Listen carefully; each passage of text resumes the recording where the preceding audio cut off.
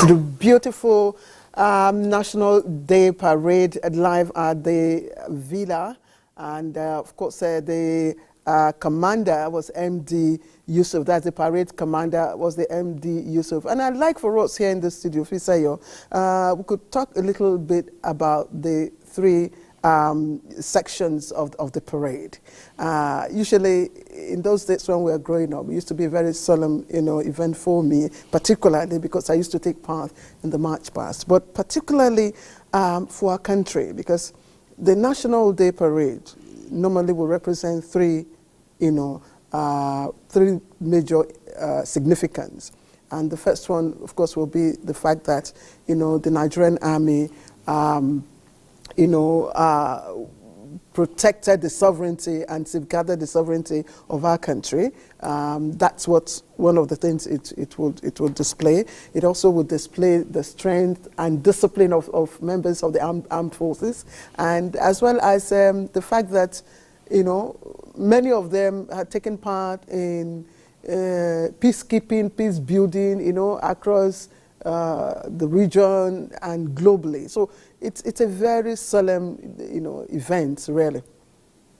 Well, I saw, apart from that, some color, some vigor, some splash of drama by the entertainers. Yes, the solemnity was there. Of course, Nigeria and our friends, talking about members of the diplomatic corps, were represented there in a sizable number. And of course, just like you and I and our new guests, all adorned in the same color to add, color to the occasion. And perhaps that would help us to also welcome Fatima Aman, a young politician who just, came in to replace our guests from earlier, Risola Biola. Just to, welcome you as a way of welcoming you. How have you taken in today? A young politician, a young Nigerian woman. Fisayo, sorry, let's quickly go over. The Minister of Information is already speaking live, so let's join them. Appealing to Nigerians to continue to be patient with him. What do you say of his broadcast earlier today? I agree with the President that Nigerians will continue to be appealed to show patience, to show understanding, to show support for his policies and his programs for the people. Of course, the President is aware that Nigeria is fast passing through a very challenging time, but he also knows that we need to do this necessary sacrifice for Nigeria to progress. Every reform comes with its challenges. Ours is not an exception. We do hope that Nigerians will, at the end of the day, see the fruit of their labor. We know that there are a lot of hardships here and there, but we also know that so much is being put in place for Nigerians to enjoy at the end of the day. We pray and we hope, and we also ask Nigerians to show support so that at the end of the day, Nigerians will be better for it. Thank you so much, Honorable Minister of Information and National Orientation, Mohammed Idris, talking to us after the live performances by the Nigerian armed forces, particularly the Presidential Brigades Guard, who have just shown us how to celebrate independence, despite the fact that the President said this was going to be a low-key, but it seems that some things cannot be compromised for the Nigerian military, particularly the armed forces. So that has been the live broadcast of this celebration of the 64th independence anniversary of Nigeria, this great country. And we'll take you back to the studio where Claire and Fisayo are standing by.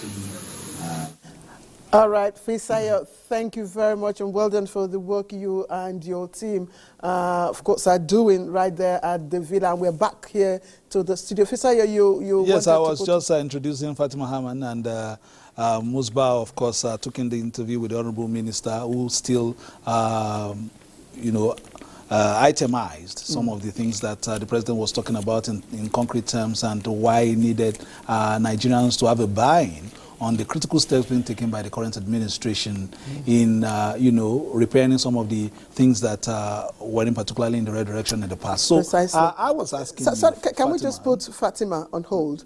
Let's take a first report, and then when we come back, we'll probably Fatima and His Excellency. Of course, we should indicate that the ambassador, Leonard is still here with us. Thank you very much for your patience. The success of any democratic government world over is dependent on the strict adherence to the fundamental principles of rule of law. Now, in this report, Austin Ayebe of our Judiciary Desk takes a look at policies and practices of the present government that have engendered trust and confidence in the citizenry in upholding rule of law. The declaration adopted in 2012 by the United Nations General Assembly at the high-level meeting on the rule of law at the national and international levels reaffirmed that human rights, the rule of law, and democracy are interlinked and mutually reinforcing that they belong to the universal and indivisible core values and principles of the United Nations. No wonder the rule of law is considered an instrument of the government, but as a rule to which the entire society, including the government, is bound. In practice, there are principles such as independence of the judiciary, equality of all citizens before the law, supremacy of the law, access to justice by all, as well as separation of powers, as veritable indicators of the rule of law. Is a fundamental of democracy. In fact, in the case of a military governor of Lagos State against Odunuga, the Supreme Court described rule of law as a golden principle that does not admit of discretion and arbitrariness, and that it demands both the government and the citizenry to be subjected to the provisions of the law. Taking a look at the policies and practices of the present administration since May 29, 2023, in areas of promoting the rule of law in governance, legal experts say the present Attorney General of the Federation and Minister of Justice has taken some bold steps in addressing a long-term injustice done to a tier of government. That we haven't had incidents of disobedience to court order, arbitrary lockup and detention, and so on and so forth. The Supreme Court judgment, which was in that case, was initiated by the Honorable Attorney General of the Federation, that allows local governments to now have their funds directly sent to them. It's also part of the rule of law, because before then, governors will just collect all the money and keep and be doing what they like with it. On the issues of equality of all citizens before the law, they aver that there might be perceptions in some quarters that the laws protect the mighty and influential citizens, but it is not so in the face of justice. In many instances, in practice, people will say, oh, when it involves politically exposed, when it involves politicians, when it involves top bureaucrats, poor people don't see that equality, in play, and they don't see it also manifested in terms of their own actually standing. And this may be true in actual practice, but it doesn't take away the requirement of the Constitution as a guiding principle for the operators in the justice system. So it is not in every case that you find non-observance of equality before the law or equal protection of the law. But in many instances, you don't see that compliance, and you don't see also the implementation of these guiding principles. It doesn't make nonsense of the Constitution at all. While making case for electoral justice, a judicial system that is independent and impartial with open justice, they call for proper coordination of the security agencies concerning their conduct while interfacing with members of the public. Suspects are arrested, they are not prosecuted, rather they are displayed on TV, and you don't see any further action by the police. So you must stop that. Because sometimes when people are displayed on TV, accused, alleged, suspects, nothing comes out of it, and some even are exonerated. So the state must stop it. They all agree that so far, the three arms of government have done relatively well in adhering to the principle of separation of powers, and hope that the judiciary continues to interpret the laws fairly without fear or favor through the appointment of bold and courageous judicial officers. In Abuja, Austin Anyebe, NTA News. Thank you, Austin, for that report. Our reporter in Port Harcourt, Kingsley Amajiri, standing by to tell us exactly what is happening there today. Kingsley, if you can hear me, what is happening in Port Harcourt? Here in Port Harcourt, it has been an eventful day for residents and the government alike. Earlier on, there was a 64th Independence Anniversary Parade here at Government House, Port Harcourt, where the state governor also restated the faith and the commitment of the people of Rivers State to the unity, progress, and prosperity of the nation Nigeria. And of course, he pledged the unalloyed support of the people, good people of Rivers State, and that of the government to the president and the federal government towards achieving the dreams of Nigeria's founding father. Across the city, before we got to this location, we also saw residents in high spirit. Of course, today is public holiday, people going about their legitimate businesses. But here at Government House, Port Harcourt, well after that state government activity, the state parade, the officials of the state government are also here at the banquet to dine and wine together. And of course, we have here the State Commissioner for Youth Affairs, who we would like to bring in to share his perspective on his view on Nigeria at 64. Sir, we would like to get your perspective as Nigeria marks 64th Independence Anniversary. What's your thoughts on the fortunes, the journey so far, and as we look forward?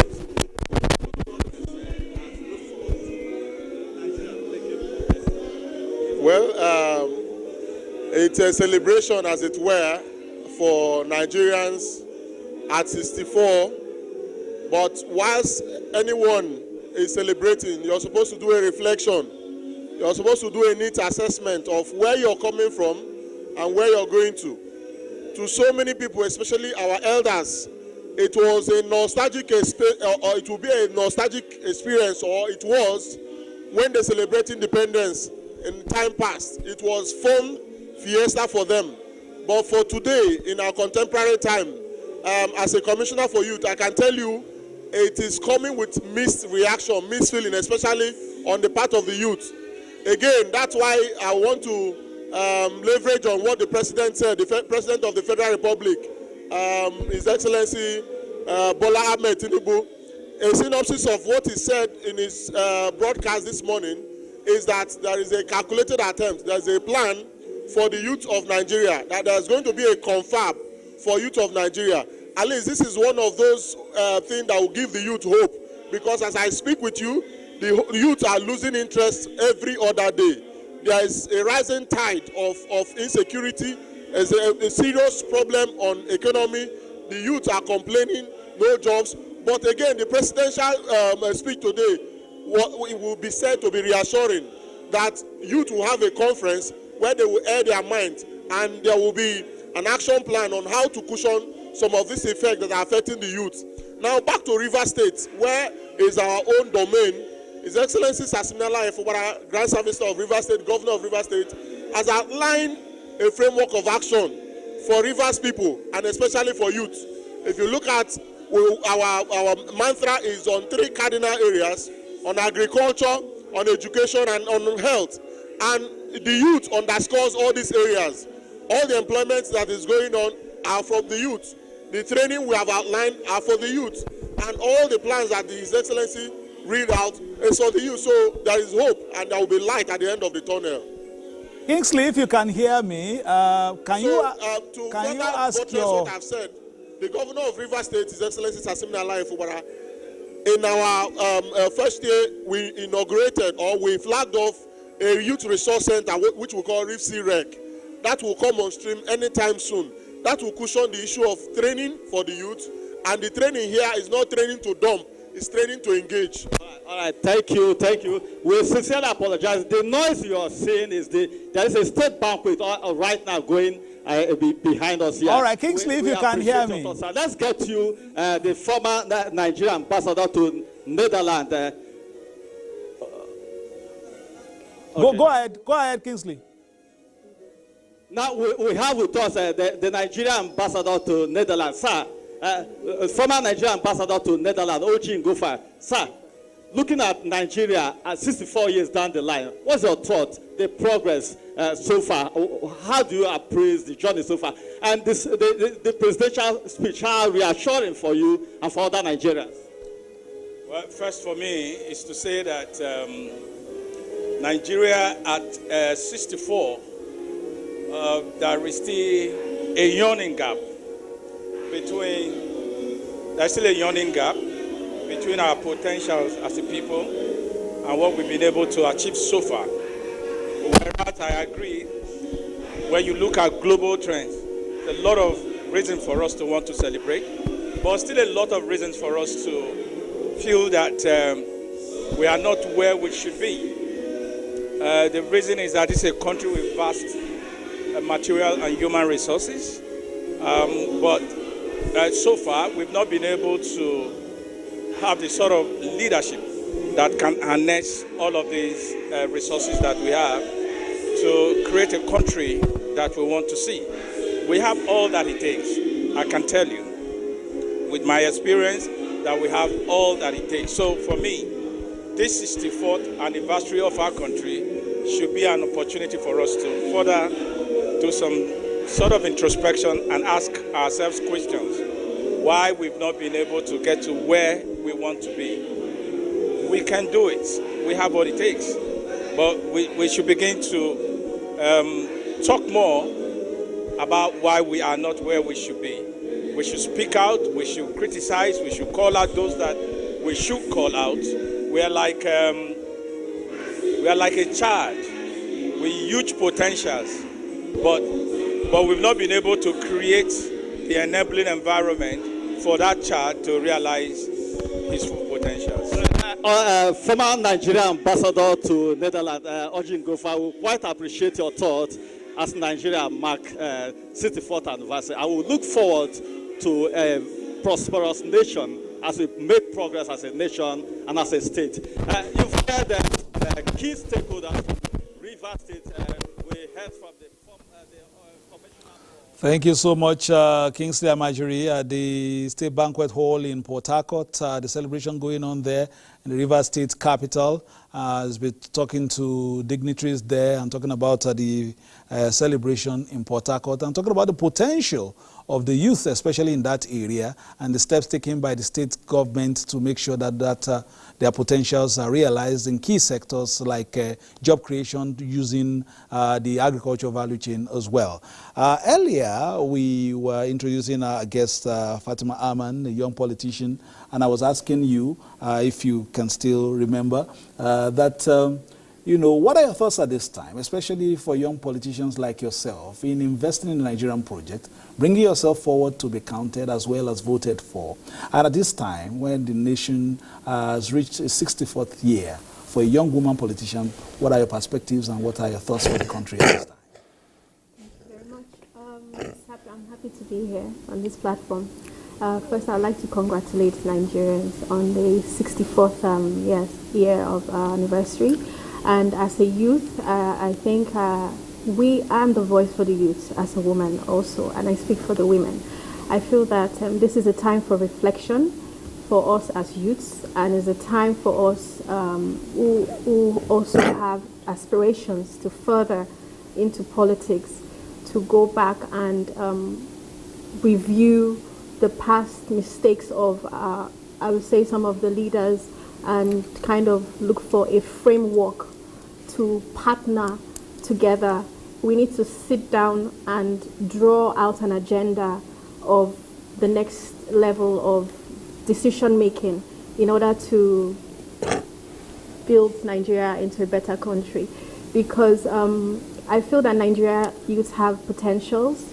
They have really great ideas, and in furtherance to that, if we just sit back and fold our arms, we are not going to hear, they're not going to hear our voices. So We have to keep pushing, as difficult as the economy can be.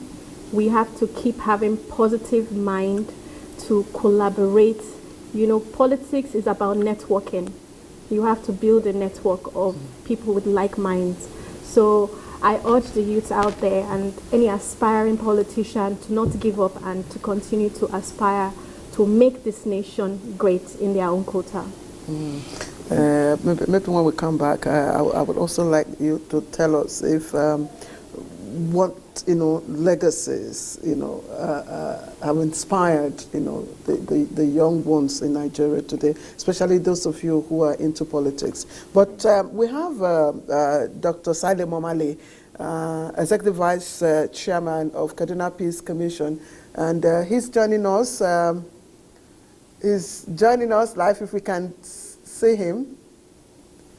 Yes, Dr. Momale, it's good to see you. Happy 64th Independence. Very much, and happy independence to all Nigerians.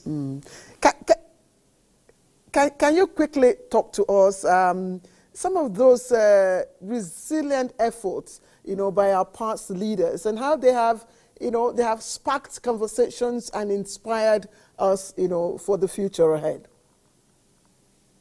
Yeah. Thank you so much for the Nigerian Television Authority, as usual, coming up to the expectations of Nigerians. I was so proud looking at my young children this morning, tuning on to the NTA, listening to all the beautiful things that were happening and looking at the program. And, sometimes it just reminds you of our young days, like one of the earlier speakers mentioned, national days like this, when from our primary schools and our secondary schools, we are always looking to these days, the 1 week preparatory to the National Independence Day, and some of the march passes organized at the levels of schools, at the level of local governments. So inspiring, and I think it is quite excellent and rewarding for the Nigerian Television Authority to continue with this practice. Coming back, I think I was just speaking to one of the radio stations in Kaduna State this morning. And one of the things they asked, and one of the things I even referred to, I said, just look at the caption of today. You're saying honoring the past and inspiring the future. And looking back for some of us that Nigeria is older than 1960, we have not witnessed the Independence Day celebrations, but I believe many of our parents and elders who have witnessed that day will have a lot to remember and they have a lot to honor.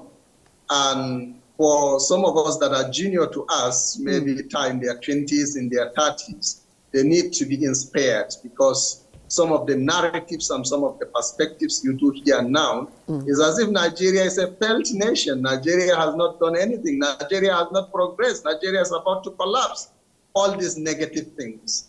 But for me that grew up in the early 1970s and knew what happened, what was going on, hearing the stories of the 1960s, the 1950s, and seeing where Nigeria is up today, I think there is a lot to inspire. There is a lot to celebrate. There is a lot to honor.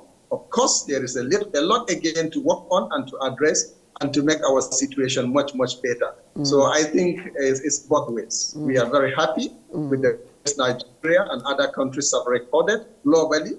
And we are also conscious of the challenges of the present times. And that is part of our pathway to development, our pathway to progress. And I think the speech by Mr. President this morning, saying that he will engage the Nigerian youths. Really, the Nigerian youths need to be inspired. They need to have a new perspective. They need to have a new vision. And they are the ones that will build the vision today so that in the next few years, we will see a reversal of some of the negative trends and an upholding of some of the good things that are happening in Nigeria today. All right, Dr. Sale Momale, I was going to ask you again because I'm a beneficiary of the laudable, efforts in the education sector. And by the way, I grew up in Lagos, so I attended one of those schools you attached to Jakonde. I'm a beneficiary, and something, exciting is also happening in the education sector now. If you recall, the National Education Loan Fund was created also to enable students, access tuition and other needs in the tertiary institutions. And just recently, President Bola Ahmed Tinubu also, launched the CNG buses for, the National Association of Nigerian Students. Are these inspiring enough? I think they are laudable initiatives. They are very good. But we need to recognize three basic things. When we are beginning, when people speak about what was happening to the education system, to the education sector just before the end of the colonial era, in the 1950s to what was happening in the 1960s and early 70s, what percentage of Nigerians were in the school system? You're just talking about maybe 3 to 5% in some parts of the country. At most, 10% of young Nigerians were in school. The vast majority were out of school. And so there were very few students to cater with. And it was just like inspiring people with some of those privileges to be able to go to those schools, because many parents did not know the beauty, the dignity, and the relevance of education as at that time. So we are just talking about a few hundreds of children in primary schools, a few hundred of students in secondary schools, and the universities were even moving helter-skelter, trying to get students to enroll into the university system. We are just talking about maybe less than 10 universities nationally. Today we are talking about how many universities in the country? Uncountable primary, secondary, public, private institutions in hundreds of thousands. In the most remotest of villages of Nigeria today, you find public schools, you find private schools. There is the nomadic education program to even cater for the migratory farming populations, the fisher folks in the Niger Delta and our other riverine communities, and our pastoral community. So the education sector has revamped, it has grown, it has become vibrant beyond the capacity of, public sector to be able to finance it as it used to do. So what do we need to do? We need to grow funding sources to support our students. And here, the education loan funds are central to this. And we commend Mr. President for this, and we employ on state governments, on local governments also, to come up with such robust strategies and programs that will generate resources for funding education. All right, Dr. Sadly Momadli, thank you very much for the points that you have raised. And okay, I actually wanted to. No, he's still going to give us. So many, because so please just hold on. Doctor has taken us to almost the lecture theater this past few minutes. I was enjoying it. I remain your student so that I will still be educated after this time. But perhaps one of the people who may have enjoyed some good education in the past is standing by. Michael Olale, very good in his pistol cap, is there in Lagos. Michael, what has been happening in the Center of Excellence? Tell us exactly how the celebration has gone so far.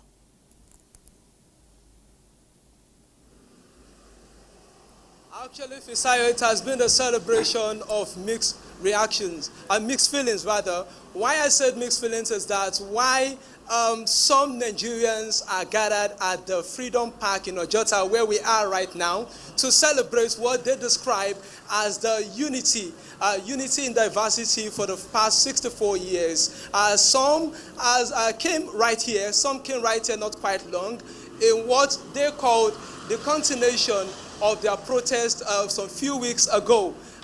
To amplify their demand, okay. But what I want to bring out right here is just that the common adage that Lagos does not sleep, the common adage that Lagos takes no nonsense on a working day is what is going out playing out right here. Because from the streets, from everywhere, even right here, is very busy. Very busy in the sense that while some Nigerians are waiting the celebration of the 64th independence, some are actually here. Down the street right there, you see the police trying to intercede, to caution the protesters that they should do whatever they want to do with caution. And from the camera lens, you see the arrays of security, I mean the convoy, if I'm permitted to put that, the convoy of security vehicles parked at the popular Freedom Park in Ojota to ensure that we have law and order well maintained, that the celebration supersede whatever protest or demand that people are bringing forward at this point in time. And why the celebration is so important to Lagosians is based on the fact that, let me quickly take you back in history, that Lagos happened to be a colony that, of its own before independence in 1960. And this, in essence, has deepened the understanding, the cordiality, the unity of purpose among the people. So to me, the celebration of independence here is not just about the independence himself, but about the unity of the people, the commonness, the understanding that we all see in everyday life, why Lagos is being referred to as the no man's business. You hardly know who is a Yoruba, who is an Hausa man or Igbo in Lagos, and that is what people at this park opposite here will be doing right now. But in the meantime, the security agencies here are trying to ensure that the protest did not in any way destruct or hinder the peaceful celebration, the celebration of 64 years, which is a milestone, Fisayo. That's exactly what is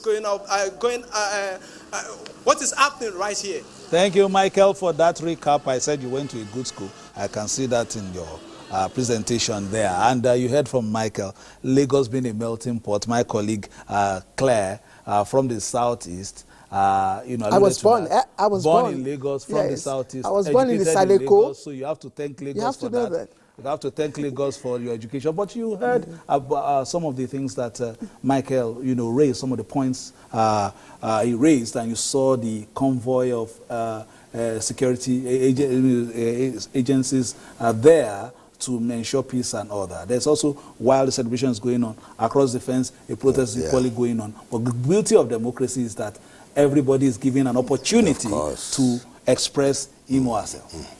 Yeah, well, Lagos is a convergence of all kinds of civilization, and what is happening in Lagos, of course, goes to show that Nigerians to a large extent have internalized the principles of democracy. Yes, Nigerians have the right to protest. Equally, Nigerians have the freedom to move around freely. Once protests are done orderly, of course, Nigerians have the right to be protected by the security agencies if they are protesting, and that's the beauty of democracy. And I think Nigeria has made tremendous progress looking at the Nigerian political evolution from the 60s right down to the present day. I think Nigerians have cause to celebrate. Nigerians, especially the youth, might not have known that Nigeria was called the giant of Africa because Nigeria contributed in the emancipation of most African countries. Nigeria have paid the supreme price. Nigeria has spent billions of dollars in order to ensure that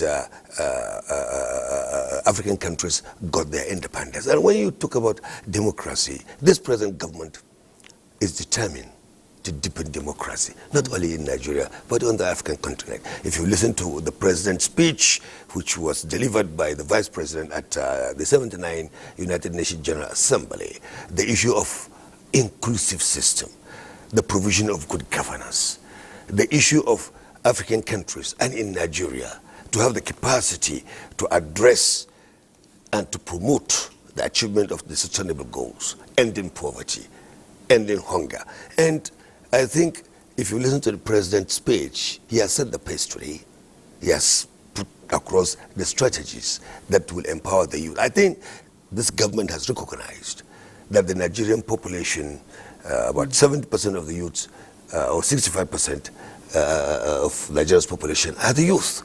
And you can see the emphasis in trying to empower the youth. Various programs, various initiatives have been put in place. The issue of student loans. I was just looking at the papers yesterday, and I saw that the applications have reached about almost 40 billion which this government, present government, is trying to invest to make sure that all those who have the opportunity to go to school really go to school.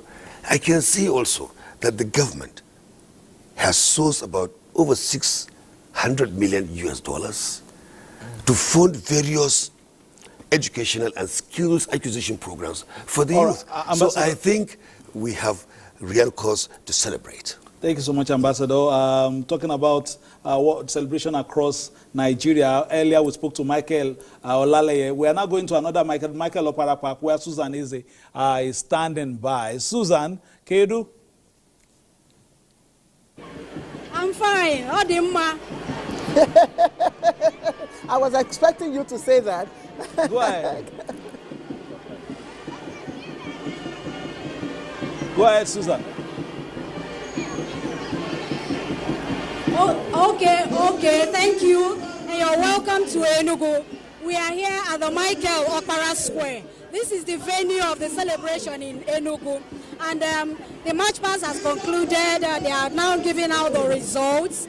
It's been a beautiful day here in Enugu.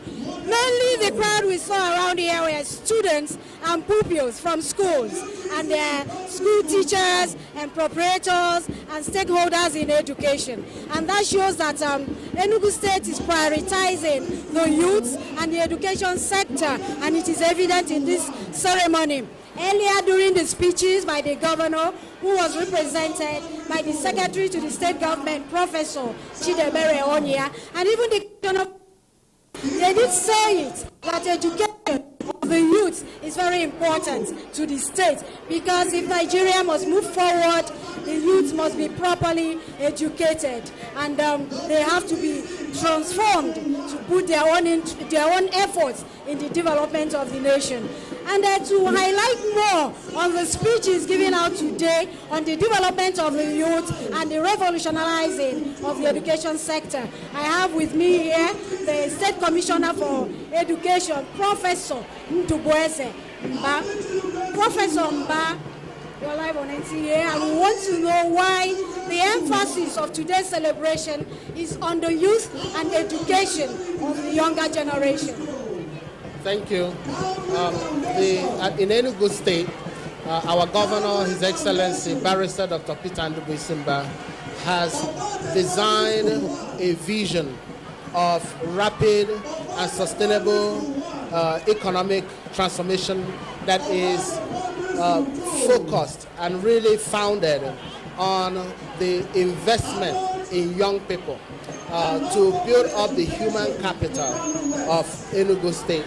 And that investment in human capital for us is not just a strategy, we see it as infrastructure.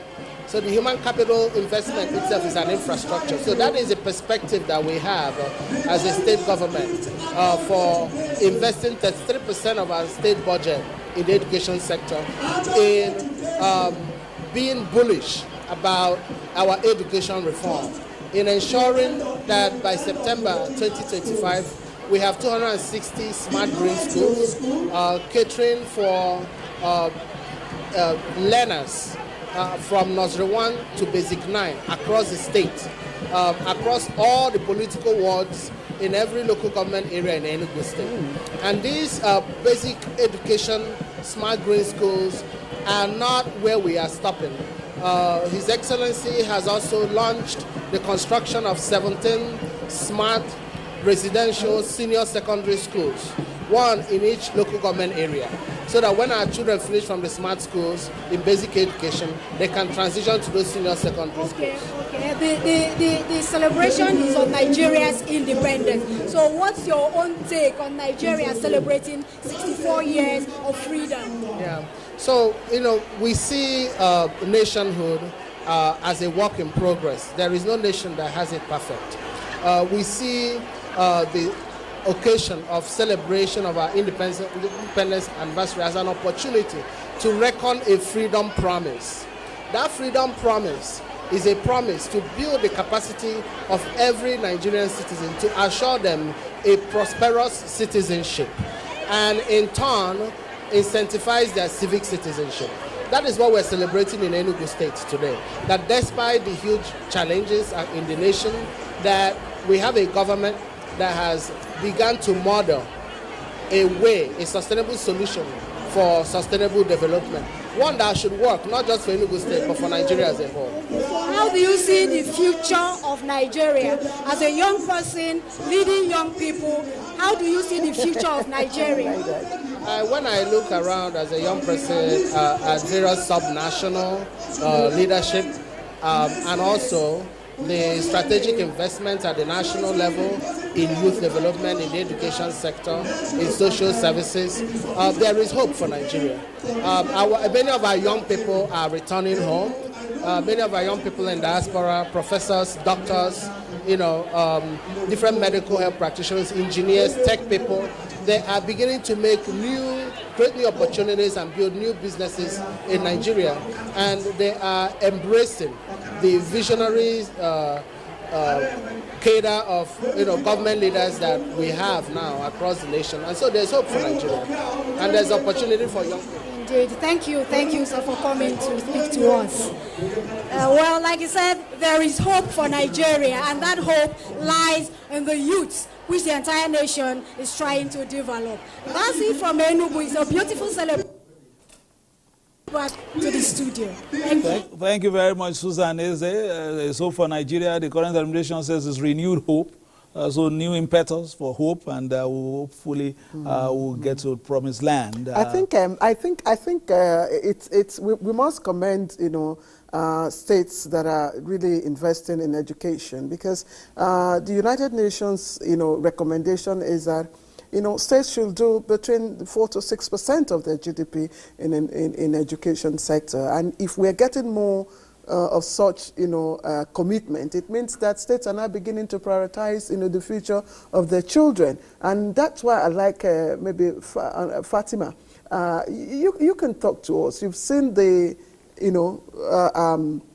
you've seen the priority given to the youth, not just to school children, but the youth in general, but at the federal, state, governments. How do you think that we can governize this and ensure that we mainstream it, such that it's sustainable?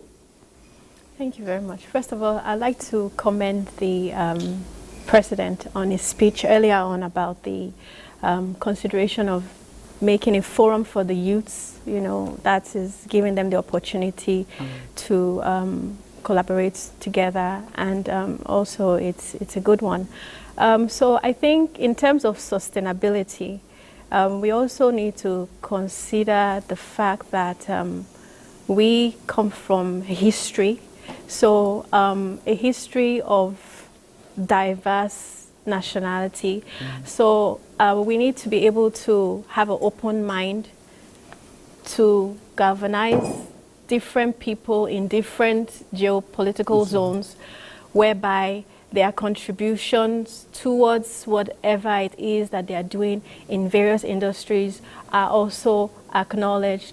From time to time, we can have town hall meetings, in terms of training and educating them on ways whereby they can enhance their skills, in terms of entrepreneurship, for example, and also people that are aspiring to become politicians. They also need mentors. So these are the I'll say strategies whereby they can also sustain whatever it is that they have. They need mentors, they need training in order to enhance their skills. So I would recommend that for the youths. All right, thank you very much, Fatima. I wanted to comment on some of the responses we had with our reporters on the field. Anytime you talk to a commissioner or somebody in those state governments and say, how are you feeling about the 64th Independence Anniversary celebration? The next thing is, His Excellency has done this, His Excellency has done that. Anyway, let's go and talk to His Excellency Dr. Saleh Mamal, Executive Vice Chairman, Kaduna Peace Commission. Very quickly, you were giving us, a lecture on how it used to be and, governance at the time. And, when you want to succinctly capture what we have been talking about, honoring the past and inspiring the future, that is letting this point be a pivot to a better future. Tell us a little bit about, things that have tickled your fancy in recent time, in terms of perhaps recapturing the great essence of the nation, some of the promises we made to our people when the Union Jack was lowered and the green, white, green was hoisted. Thank you very much, and we highly appreciate all the contributors on this program. It's quite enlightening, and always we will try to encourage young Nigerians to be listening keenly to some of the analysis and the information that the leaders are passing from time to time. It is good to analyze some of this in perspectives, review it, and have confidence in our own internal abilities to address many of the challenges of the present times. I think that was the inspiring perspective of our founding fathers. At the time of colonialism, there was a lot of hopelessness in many areas. African countries, during the scramble and partition of Africa, kingdoms, were desecrated. Many empires were ended by the colonialists. Hope was dearly lost. But within a very short period of time, very young and articulate Africans, most of them in the very early 20s began independence movements from very local communities, from very local environments, with very limited level of education, with no access to all the modern day technology. They began the movements, and within a very short period of time, the movement was not only localized, but it became regional and subsequently national. They built very strong networks, and within a very short period of time, they made the colonial administration to have no choice but to begin to withdraw and allow the people to govern themselves. I think a reflection of this and a careful study of how this history worked out will become very inspiring for our young people to be able to know that irrespective of any challenge that any society faces in a particular period in time, it is the responsibility of the young people, it is the responsibility of the leadership to become innovative and come out with ways of addressing those challenges and transforming their own communities, their own societies, and subsequently their own nations into more progressive societies. And we have seen that happen in many parts of the world. And therefore, the current challenges that many African countries are facing should not be the end of the tunnel, so to say. We have seen many countries coming out of war. When the Nigerian civil war broke out, some of our parents were telling us there was a lot of desperation and fear. Many people thought that that was the end of Nigeria. Across the world, there was global apprehension. But today, if you tell Nigerians that there was a civil war, many will not believe it, because the level of reintegration has never happened in any part of the world the way it happens in Nigeria. Today, go to any nook and cranny of Nigeria, you find people of different ethnic groups, different religious faiths living together in peace and harmony. So these are inspiring times. The opportunities that technology, the opportunities that modern knowledge, the opportunities that good governance and creative minds have for us in this country is enormous.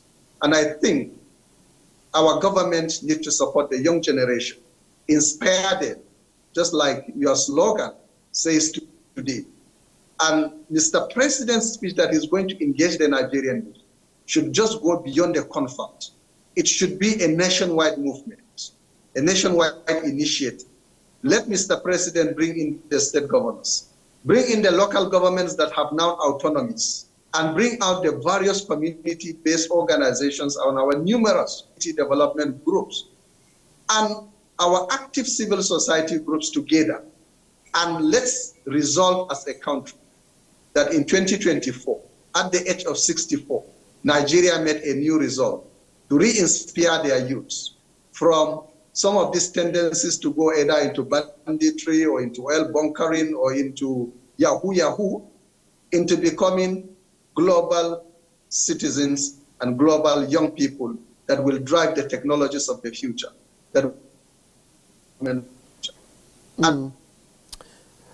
Okay.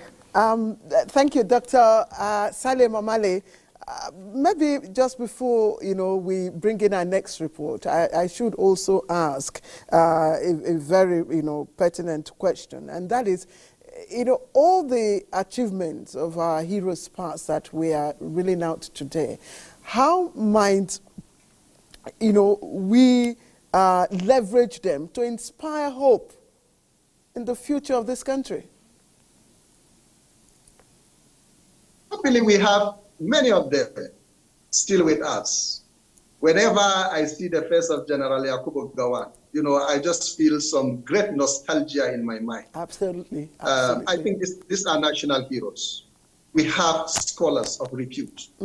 Let's mobilize them. That is why sometimes it pains me seriously when I see some very elder statesmen, very few of them, making statements of hopelessness about this country.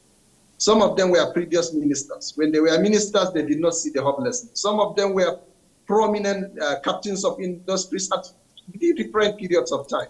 At their prime time, they were hopeful about Nigeria, but now they are not inspiring us. So let's reverse that trend. Let's come together. Let's bring our fathers and our grandfathers. Let's put them together. Mr. President have the wisdom to bring them together.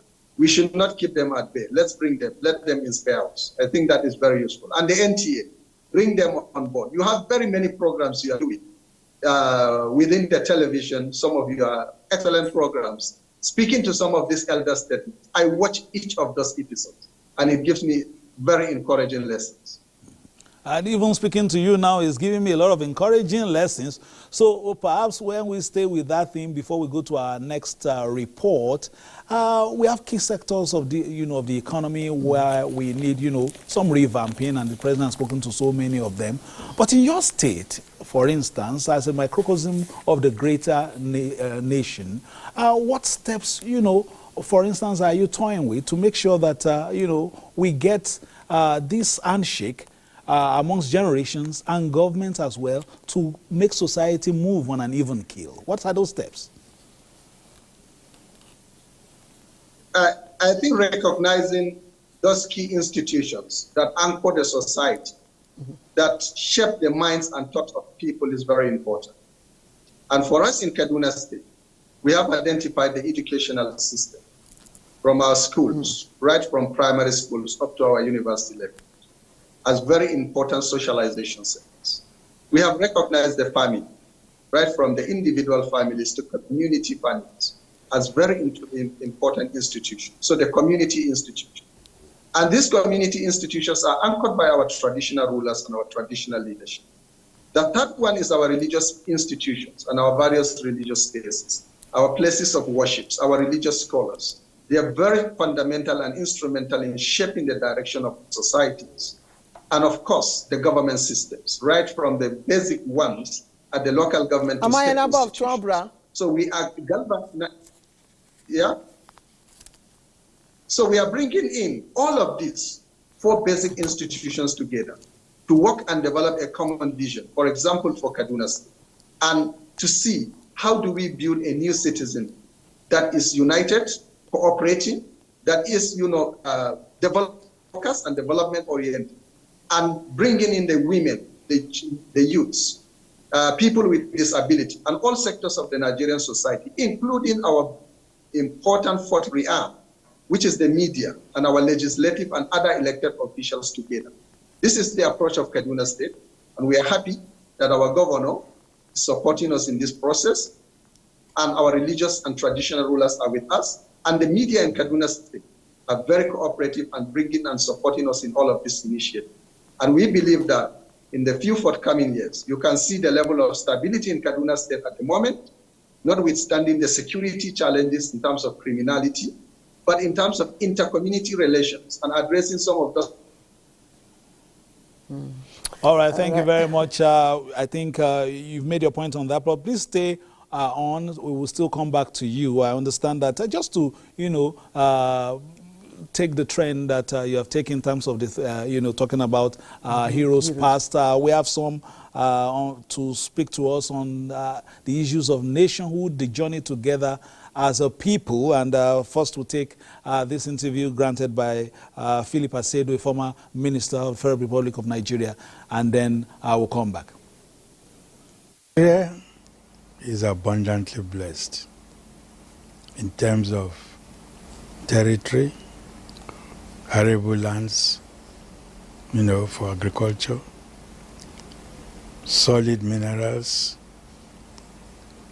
precious minerals, basic minerals, iron and steel, and we have precious minerals. And we have a unique geographical position. 3,500 miles to the markets of Europe and America, Eastern and United States.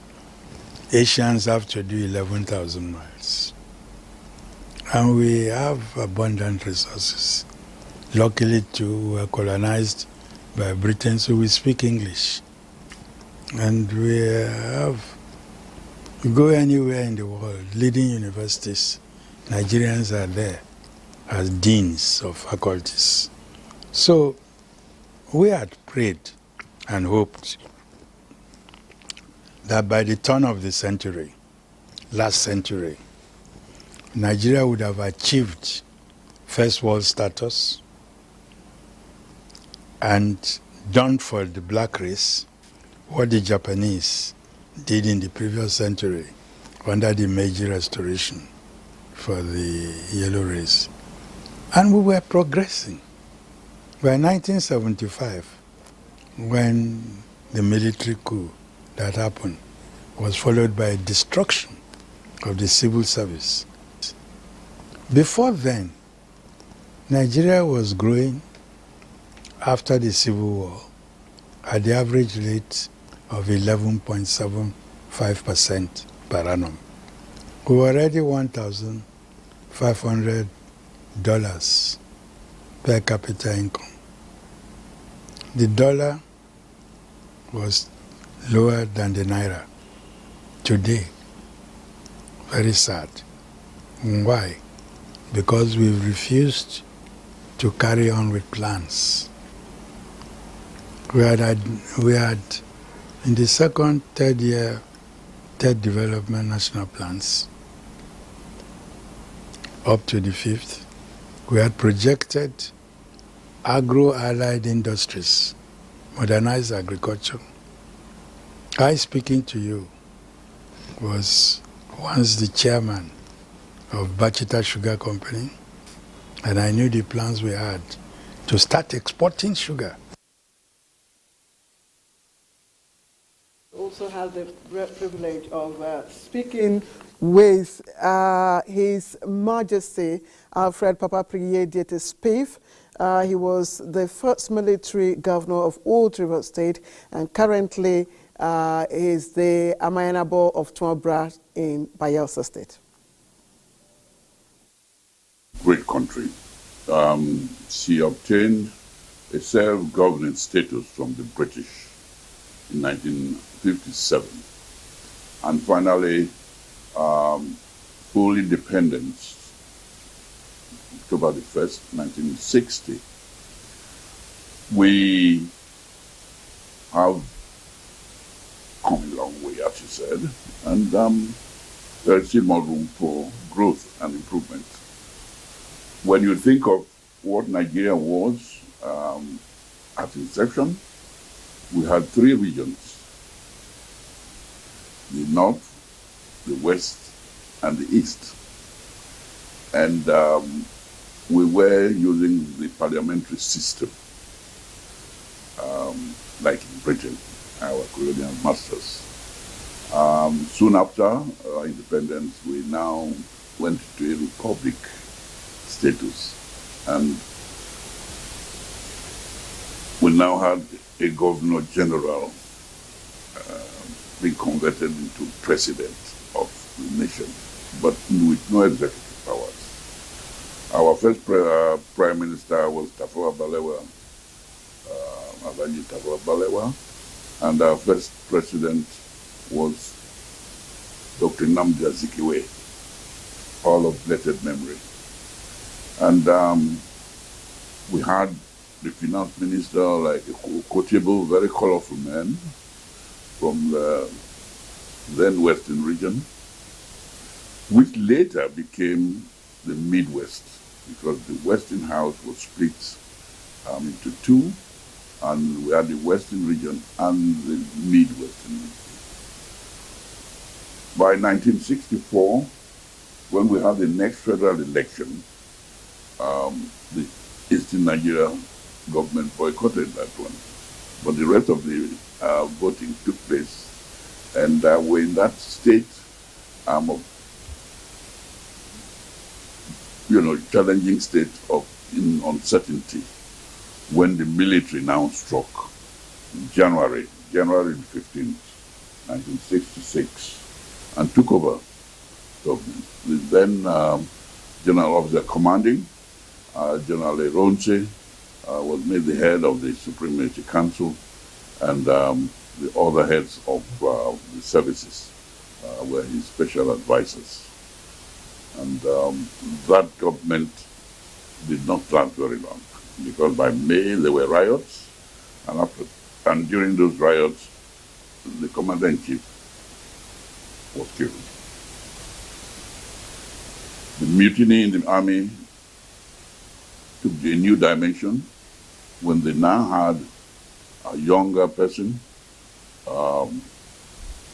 Lieutenant Colonel Yakubu Gawan, who took over the reins of office from that July 1966. And he now went forward to creating more states, which was part of the agitation of the minorities.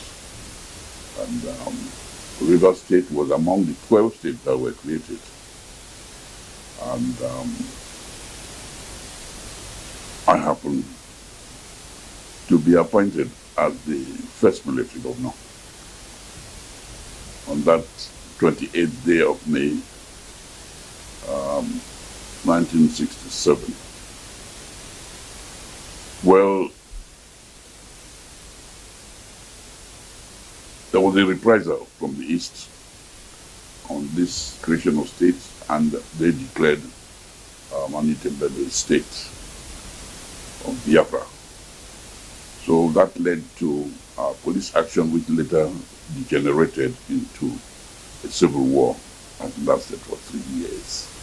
The war ended in January 1970, and I was also able to move down to my state to start up the Rivers State government. It wasn't easy. The federal government had spent so much time trying to contain the war, and the East had been devastated because of the war theater. And we now had to go into rehabilitation and then reconciliation. But thank God, all this went very well, and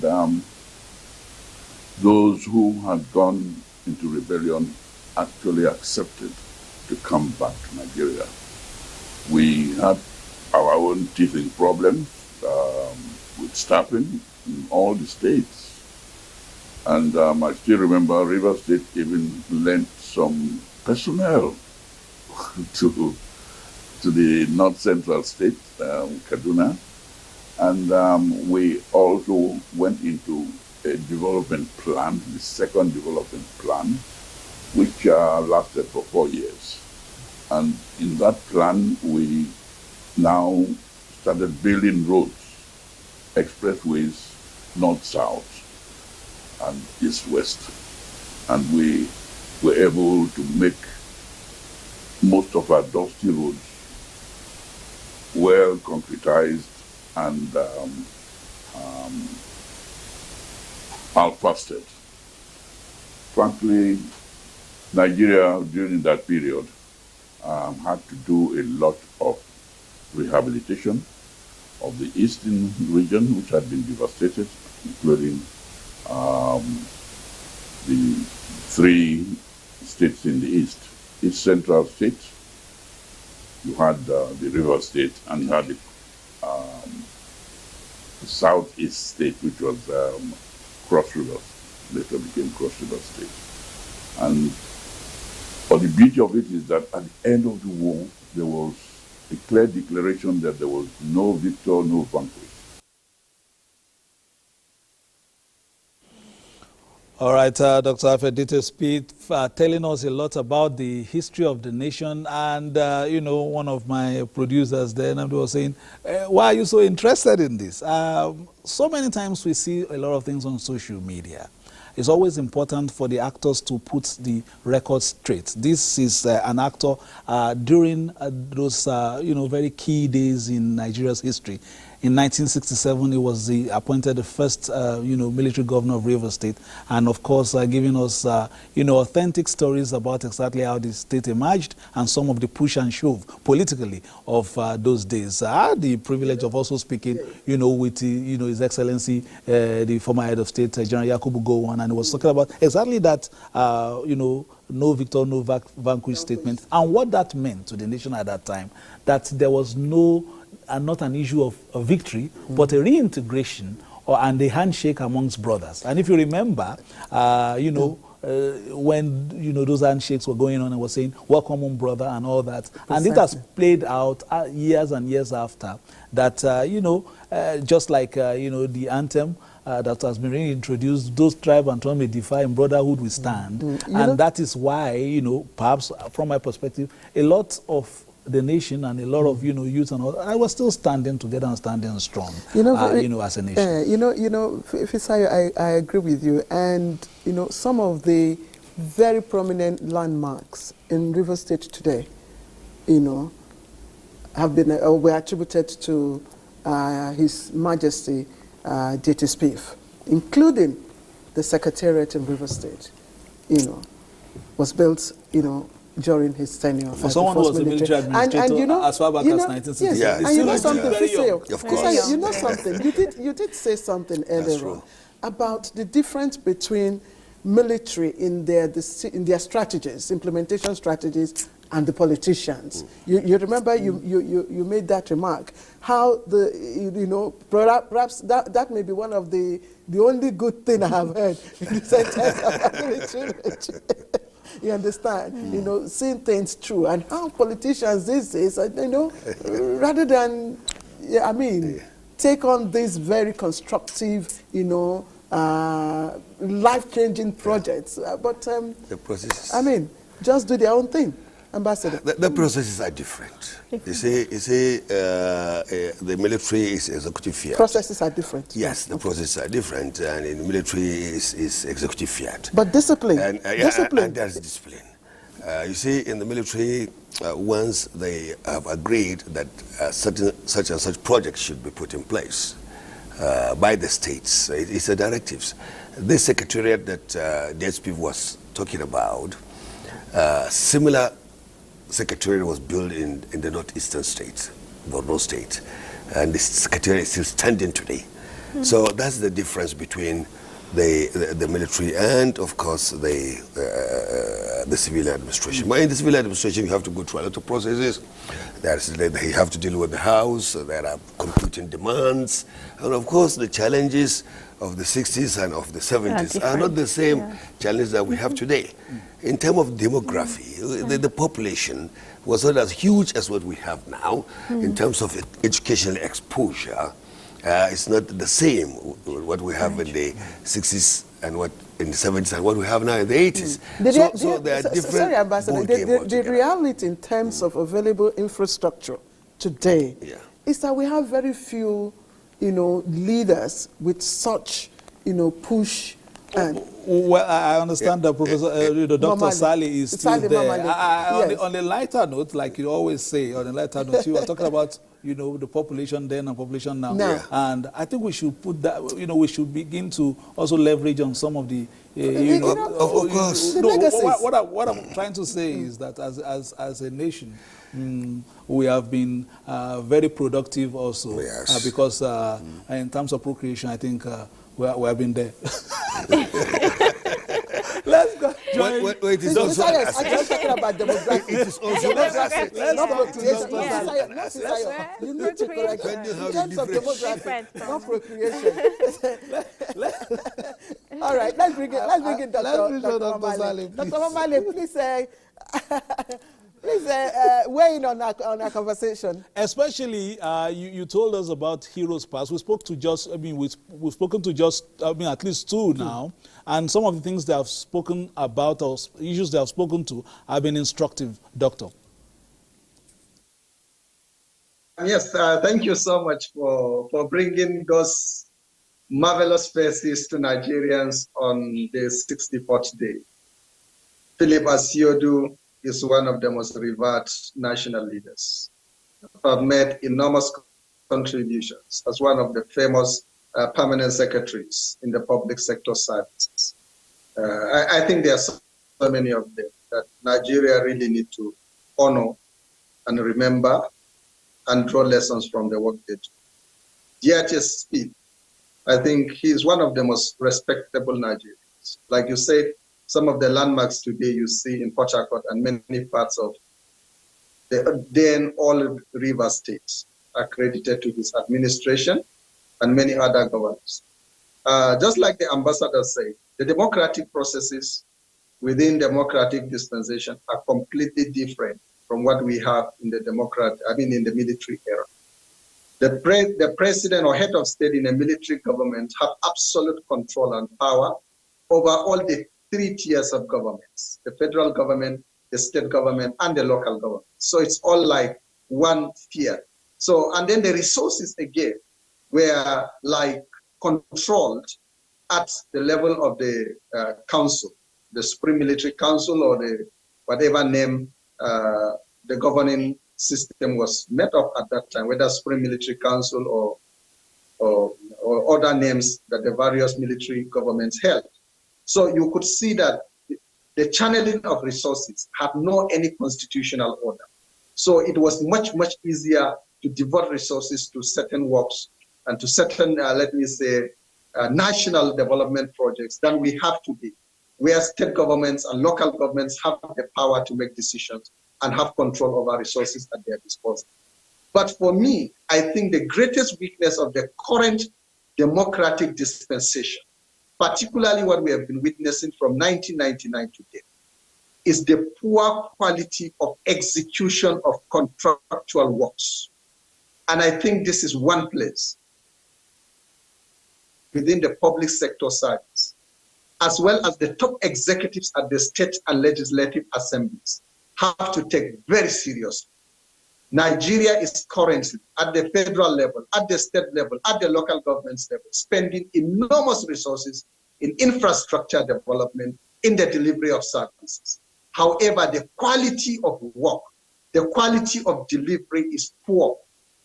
And that is because of the weak mechanisms of monitoring and enforcing quality and standards. And I think we have to give this very serious attention. The quality of primary education, the quality of secondary education in the public sector has declined, not because there are no teachers, not because there are no instructional materials, but because the service providers are not as hardworking as they should. The quality of our roads, the quality of our constructions, whether in the universities, in the hospitals, in government offices, all the new structures in recent years, the quality of those structures is poor. Some of the procurements, even in terms of equipment, you see some of those equipment to be of inferior quality. And I think these are very important things that if we dedicate our attention, our executives, our legislature, and our professionals in the public sector service, they have a duty to Nigerians to wake up and do the needful. So you have made a statement of the problem, but to do this in terms of decisive action, what would you advocate? How would you want that to be done, especially, in a democratic sphere like this? How do you enforce, some of these things and making sure that we get back to the Alson years where standards, are made, completely sacrosanct? I think, again, this is part of the national malice. It's quite difficult to give a very straight answer.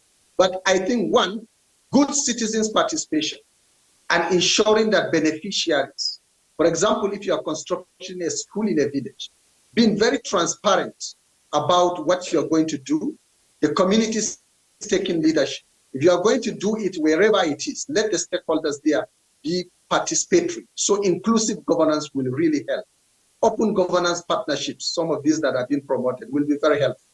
And the bulk of the burden lies on our professionals and the professional voters. So I think they really need, they have the right training, they have the right capacities, but they need to wake up to those statutory responsibilities. To be able to say no, even where some corrupt officials would want to manipulate the process. The professionals should be able to stand up like Chief Philip Asiodu and other professionals of their era stood firm and said no, even to their governors, even to Mr. President or whoever it is, that this standard must be maintained.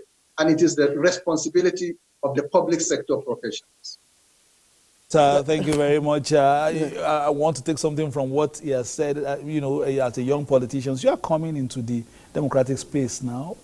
You want to be given opportunity, of course, to lead and all that. But what are the conversations you are having with people of your generation? Are you seeing politics as a cash cow, or are you seeing it from the perspective of change and enforcing this kind of standards, or ensuring, let's not say enforcing, ensuring this kind of standards that Dr. Saleh has been speaking about? Yes, he's made some very valid points.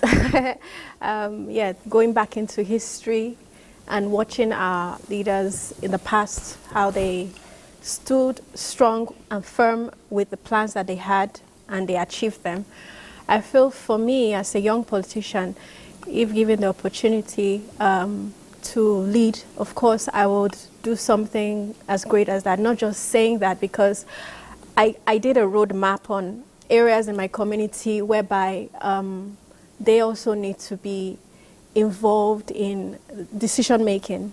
So as leaders, what I would advise is that in terms of decision making, which we have leaders today, some of them do actually have offices, but it's not about taking the offices and everyone's calling you sir and ma, but it's about going into the community and doing what you can do in order to change the society. Are you having meetings with the people that are leaders in the community? Are you leaving your offices to touch lives? Are you creating programs that people are not just aware of, but people can feel the changes? So that is what real leadership is about. And I feel that a lot of the leaders today that have been given the opportunity, which are the youths, need to start revisiting that and reviewing it. You know, Mr. President has done a fantastic work in giving them that platform, an opportunity to lead. But we need to feel them in the society. We need to see the programs that they are doing. We need to feel it so that people will be encouraged. The young ones will be able to leverage on their skills more importantly as Nigerians. All right, Fatima, now that you have just brought in the issue of women, we have a report. Of course, names like Fumilayo Ransom Kuti, Margaret Ekbu, Gambo Shuaba, reminiscence the struggles of Nigerian women for emancipation and contributions to nation building, especially in the attainment of the country's independence. Now, 64 years down the line, how well have the women folk fared? Here is Ngozi's report. Nigeria's journey to self-governance was gained on 1st October 1960 following struggles by nationalists.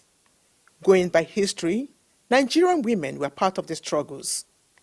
This is evident with the 1929 Aba Women's Riot, where women protested against taxes imposed on them by the colonial masters. Margaret Ekbu was in the forefront. She fought vehemently, and she was a great politician, while the likes of Ransom Kuti in the southwest also were in politics.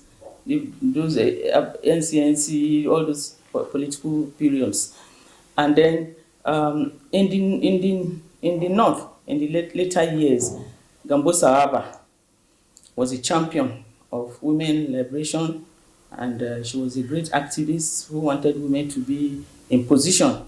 And she fought and fought until she passed away. All those women were the mothers that started the fight for women liberation. Over time, the women folk, in spite of their contribution to national development, faced challenges in such areas as social and cultural barriers, gender inequality, and poor political representation. The only way to fast-track this participation of women in politics, governance, and election is by having affirmative action, not just as a gender policy, but also in our constitution. A view shared by Ms. Chiagozie Emerole, an undergraduate of Godfrey Okoye University, Enugu. We don't just need people like women leaders, we need people to be more active in political parties so as to inspire the young ones to also want to be part of the governance of the country. Analysts say a lot has been achieved in the area of economic empowerment to fast-track women's development. We're farming, we're doing all sorts of things. We're doing the POS, we're doing the pink riding. Everybody must be carried along. The poor must breathe, like the president keeps saying. Well, no doubt, Nigerian women are in for a better deal with the enabling environment, policies and programs to better their lot. Ngozi Technical, NTA News. All right, thank you. I guess that's Ngozi Technical's report. And of course, women in politics. Let me again take the baton to Fatima. Fatima, you talk about, opportunities in women, or gender now, inclusion in politics. And you remember that there was a time when there was this clamor for, young inclusion of young persons, and then the bill was pushed, it became an act, and that gave opportunity for a lot of young people. But do you think that these people have actually, lived up to the bill, expectation? Well, those of them who I can't speak for everyone, but I can speak for a few of them, that are really trying to engage, have engagement, empowering programs for women in order to hear their voice, have their voice heard. Like the Minister of Women's Affairs, Uju Kennedy. Okay, so there are some women in positions now that are actually being heard. People can see the works that they're doing. So everyone has their own, personal growth. Mm-hmm. And I can't really speak for everyone. No, but let's look at young female politicians like you. Do you think that you're getting the needed mentorship? Do you have the opportunity to really express yourself politically, and of course get to that representative position that you seek? Okay, so in order to have my voice heard, I have to carve my path into it. I think it's a personal journey for everyone, because I also use the social media. I use the media to talk to people about politics and all that. So for me, I feel to a level I'm having my voice heard, but I haven't gotten to the level whereby I would say there's a system in place where everyone can have their voice heard. All right, thank you very much for some of the things you have spoken to. We'll come to Ambassador very shortly. But joining us also via Zoom is Professor Kabiru Mato. Prof, we've been waiting for you. I was almost giving up that am I going to see you next when Nigeria is 65? But I'm very happy that you are on now. Prof, just first your thoughts on Nigeria 64, the trials and triumphs, what we have been able to achieve as a people, and what the miles are still to go. I am really sorry that I had to join you late. I had some, communication challenges. Well, let me start by congratulating Nigerians once again for, attaining this age of 64. Of course, we all know that at 64, one is on the downside.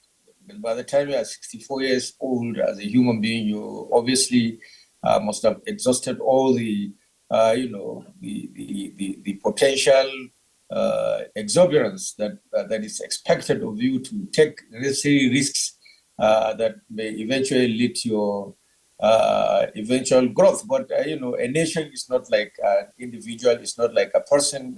Therefore, the lifespan of a nation obviously is far much longer than the lifespan of human beings. But I will say, like I have always said, that, to be 64, despite the obvious national challenges that we have faced, not just from 1960, but even during colonial period, up to this moment, I think it's a great achievement that we need to congratulate ourselves on. As to what we have done, what we have achieved, and what we have not achieved, I think it's still very virgin. It's still very open, and the successes and failures of Nigeria at 64 are very inherent in the sense that we all see them, especially those of us that have lived this long. We have seen the good days, we have seen the not too good days, and we are also facing the challenges that the nation is facing today. But I will say, like I did mention earlier on, that it's great that we are 64. We are still together as a nation, despite the contestations, despite the crises, the problems, and what have you. And I do still believe that in the life of a nation, 64 years is still a preliminary stage. As long as you have a people and the ruling class that will have the desire to try every time and correct the identifiable problems and mistakes that are being encountered along the way, I think the sky will be the starting point, not just the limit for Nigeria. Yes, we have our challenges, and I do hope that the Nigerian political establishment, especially as represented by the ruling class, would do everything possible to learn from the mistakes that we had in the past, try to correct them so that we can achieve a better Nigeria. So it's the same thing. We have said time and time and again, 64 years, yes, 65 years of nationhood, quite a long time, and another breath, short while.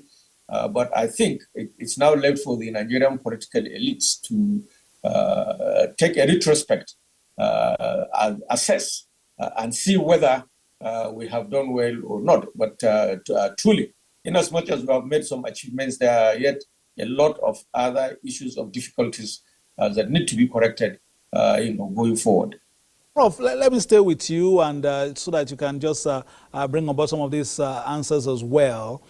After our stop-start experience getting democratic rule right, the Fourth Republic seems to have been finally huru to a reasonable point. But what are the bad habits that we have still kept on that perhaps may be militating against the lunges of progress that we're expecting?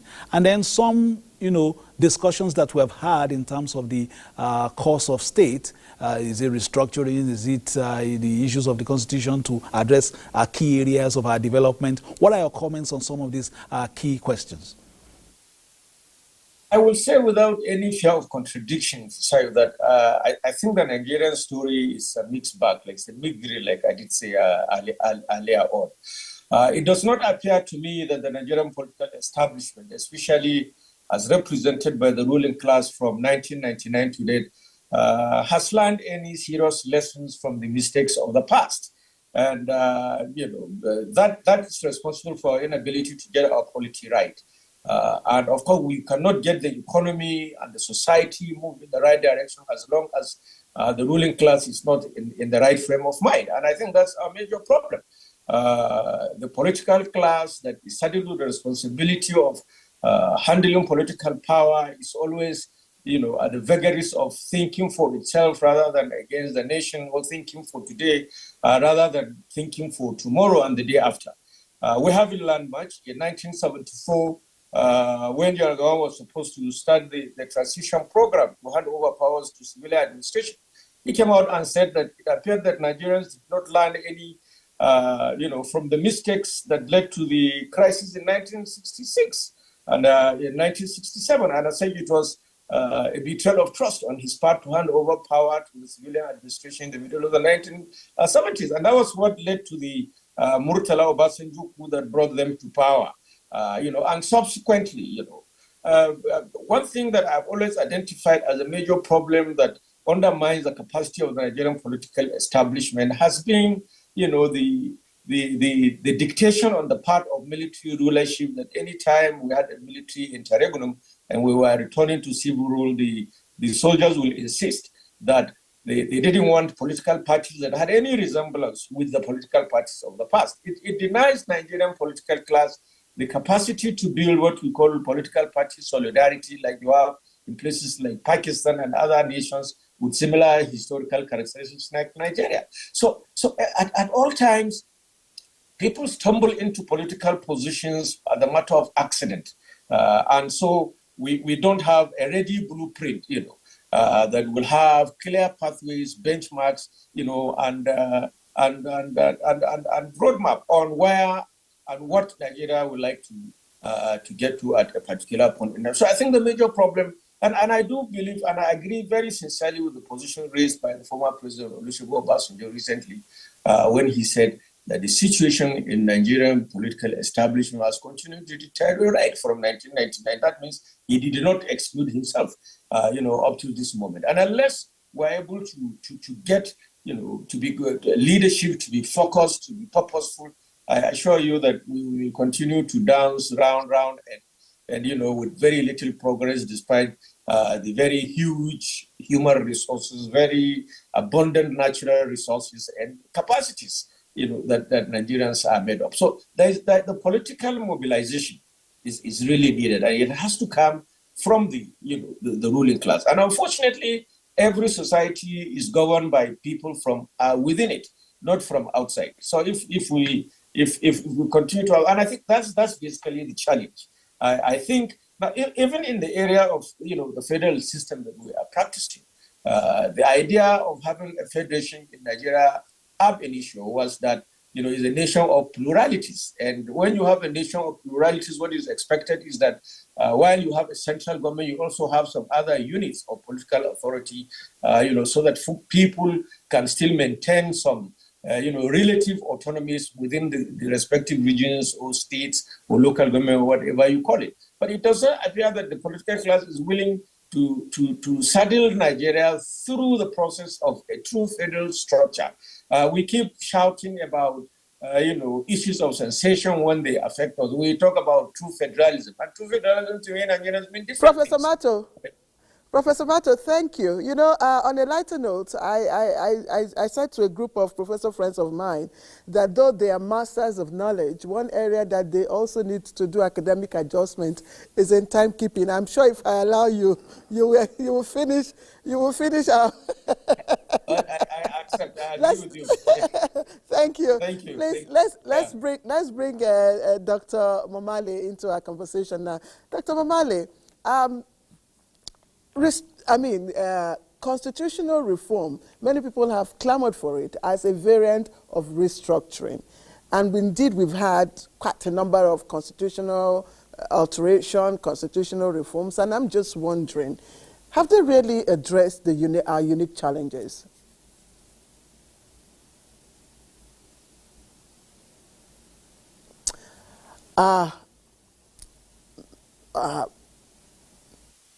Hello?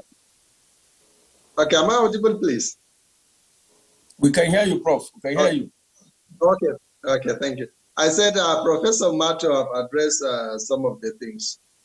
I think looking at the level of thinking and the experiences that Nigeria has passed through, truly speaking, I do not see any significant lapses at the level of our constitution and the structure of governance. Of course, it cannot be 100% perfect. There are areas of improvement.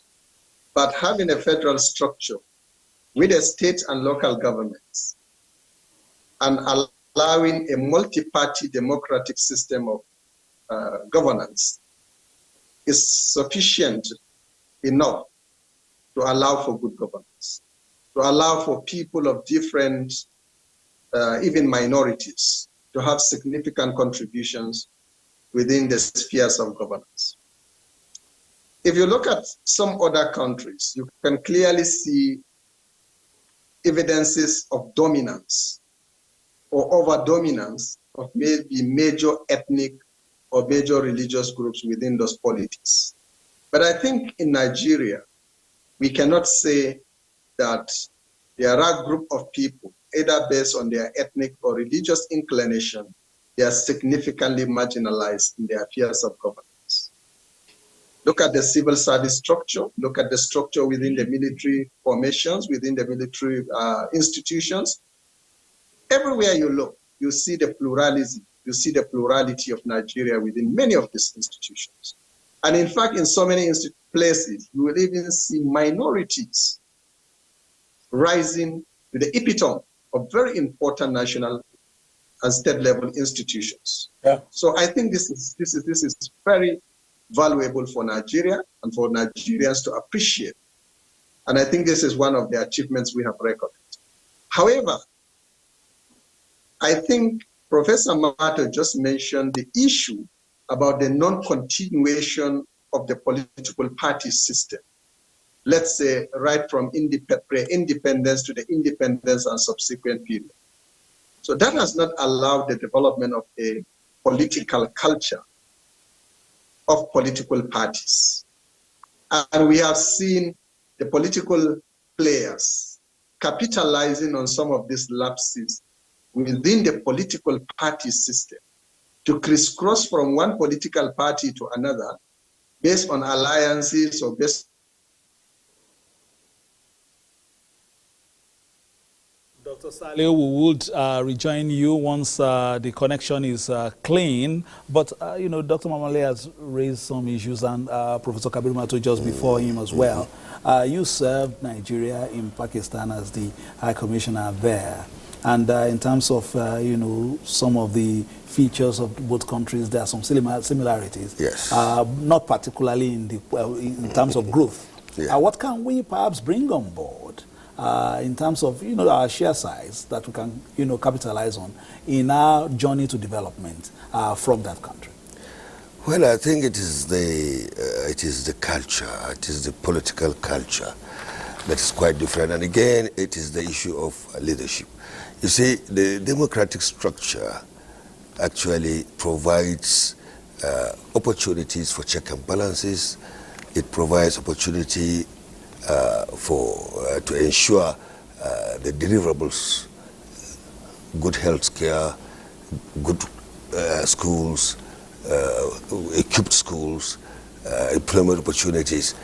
The structures are there, but the issue has always been the leadership, getting competent people to lead. You see, in Pakistan, the easiest way to go to prison is to become the Prime Minister of Pakistan. From history to date, no Pakistani Prime Minister that does not end up in prison. Accountability. The people will hold you to account for your stewardship. And that is what lands most of their prime ministers in prison. So here, the followers, we the followers have also a responsibility.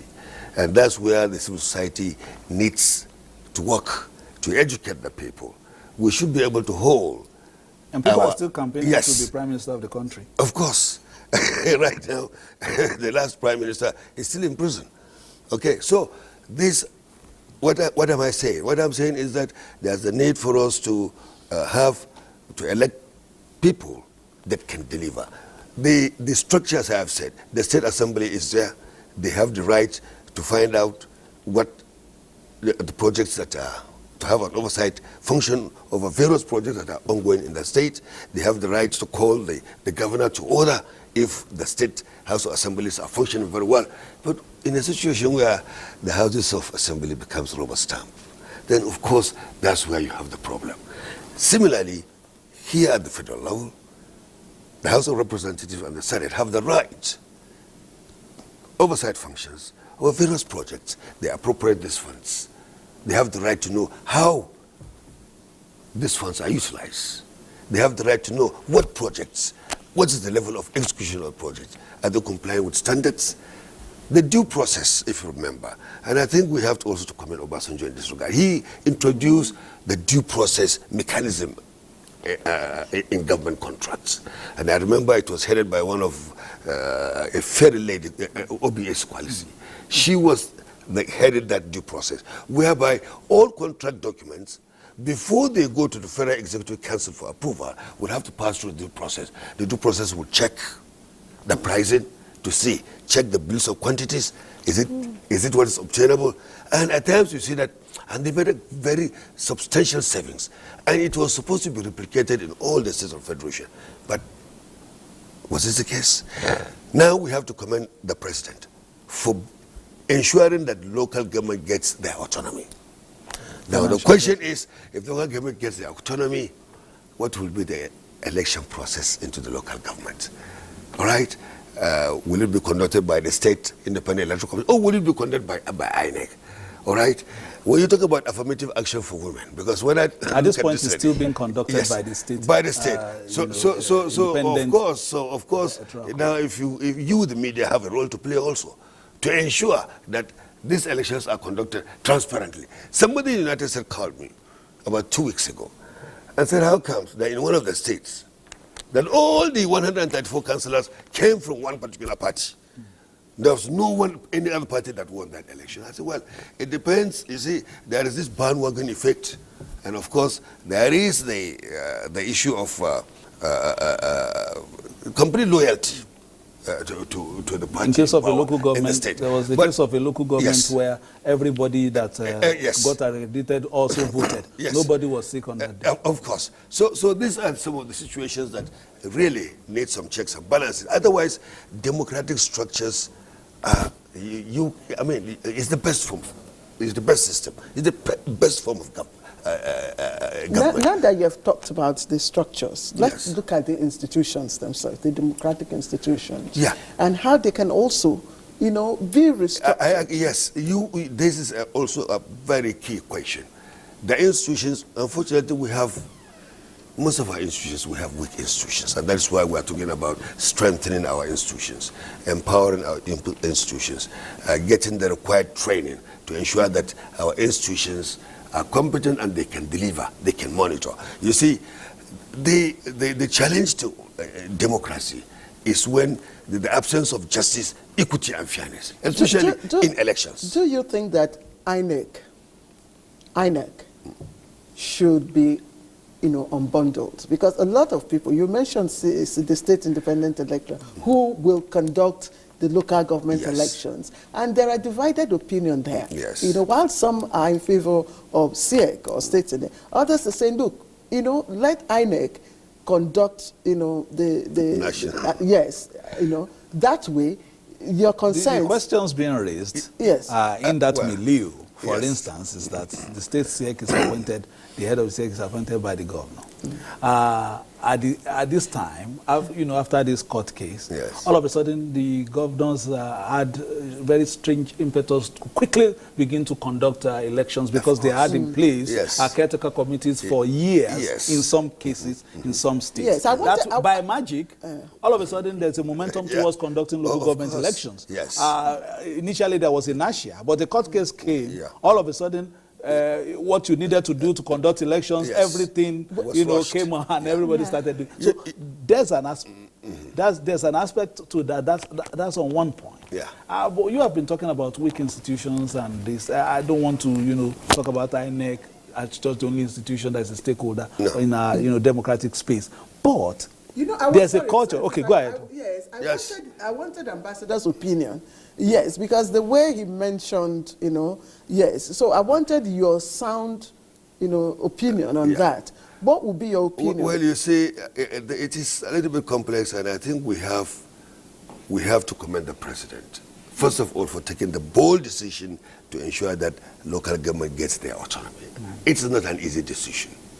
Secondly, we are looking, and I hope that the president will have the political dexterity to ensure that local government elections are conducted by an independent body, so that there will be fairness, equity, and justice in the electoral process.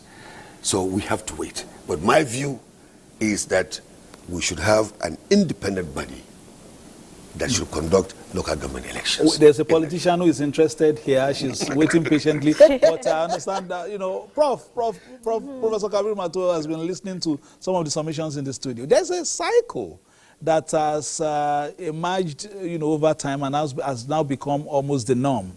Politicians keep money aside for the courts, irrespective of what happens within the voting cycle. You go to, engage with prospective voters, you go for election, and then you keep money aside for the senior advocates who will still come and argue the case in court. How do we, break this chain of, first strengthening our institutions and then, these things now becoming the norm? Prof. You see, Fisher, this is the major problem we are facing. That's precisely the definition of the ambassador's point of view. Weak institutions.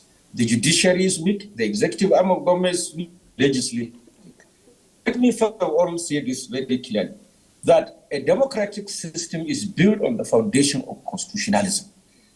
And especially in a federal system of government, the constitution is a grand norm that allocates powers to every level of government, and not any organ of government allocating powers and responsibility to the other.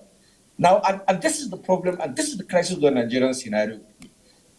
The Constitution provides ways and means of conducting elections at state levels, and Nigerians are saying no. Yes, we appreciate, and I agree with the fact that local government elections in Nigeria is a sham. It's, what we are getting from INEC now was not always what we got from 1999 until the situation was improved. And I also do agree that the situation is not improving.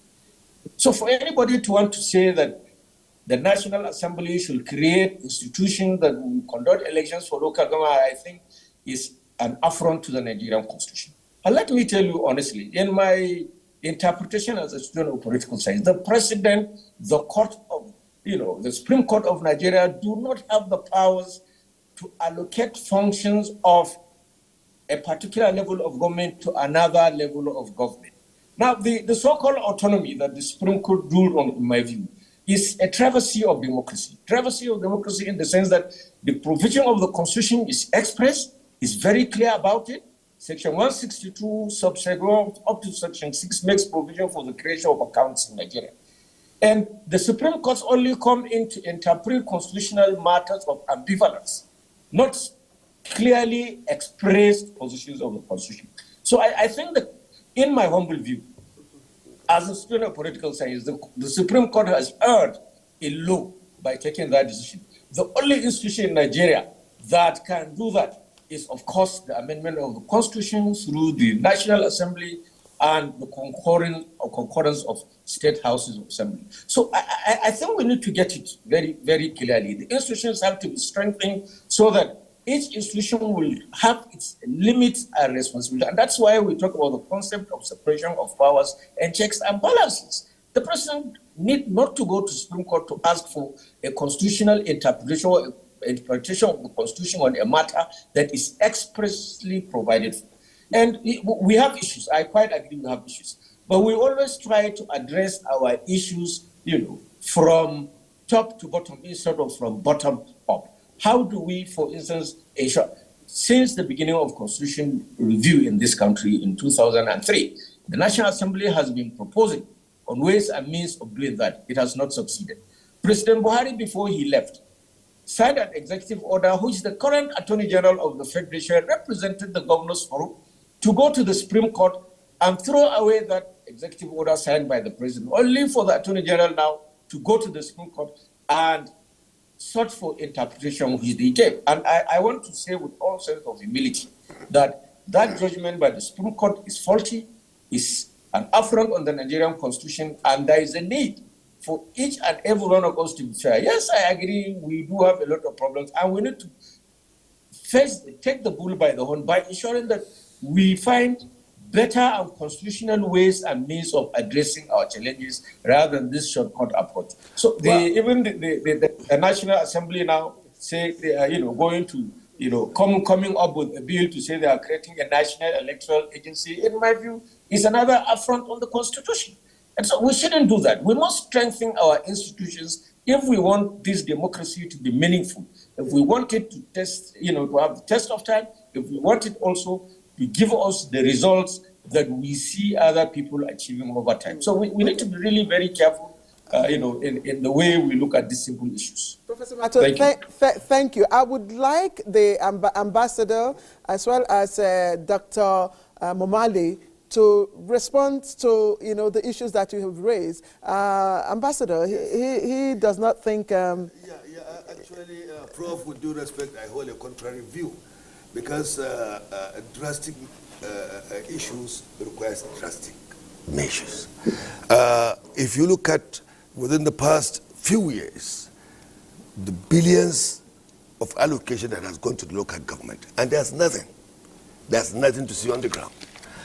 Again, the hardship that is being experienced by Nigerians, I think that is what gave rise to the president to come up with this novel idea that why can't this money be channeled directed to local governments? Laws are made for the people, and they are not cast in iron and stone. There should be modification at one point or the other to suit our purpose. And in fact, I'm of the view that the democracy, the principle of democracy, should be defined within our own context, within our own reality, within our own challenges, so that we can have a credible democracy that can deliver.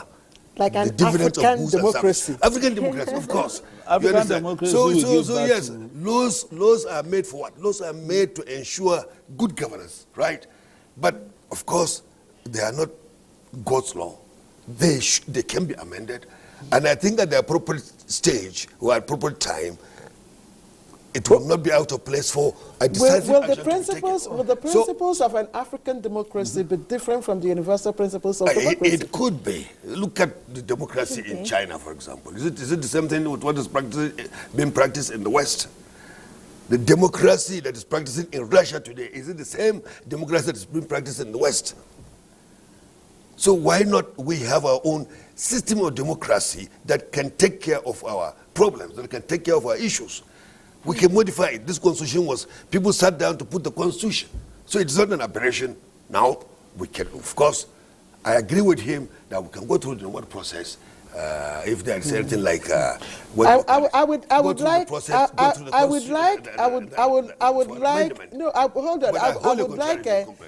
Dr. Momale, if he's with us, to also share. Dr. Momale, please, can you weigh in on this before we bring in Professor Mato, and then we will just round up on this particular issue of local government autonomy.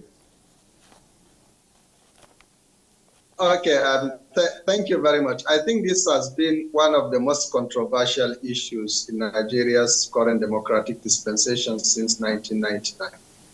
If we remember what happened in Lagos State between the government of the current Mr. President and the president at that time, President Olusegun Obasanjo, it's a clear pointer to that.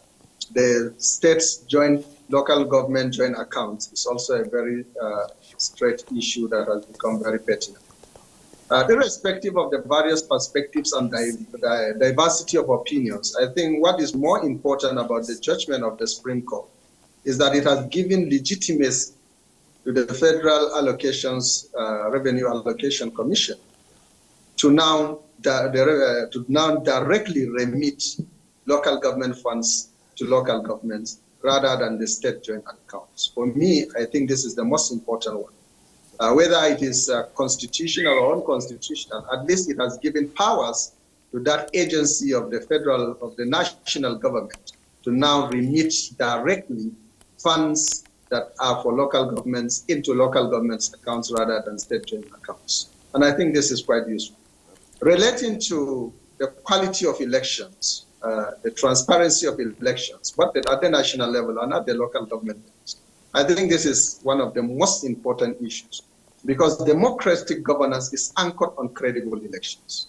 It's anchored on independent electoral bodies that will be able to give fair judgments and allow citizens to express their opinion by voting through a single vote to select any leader of their choice. If these two fundamental things are not considered or do not occur in practice, then democracy is jeopardized. Democracy is ineffective.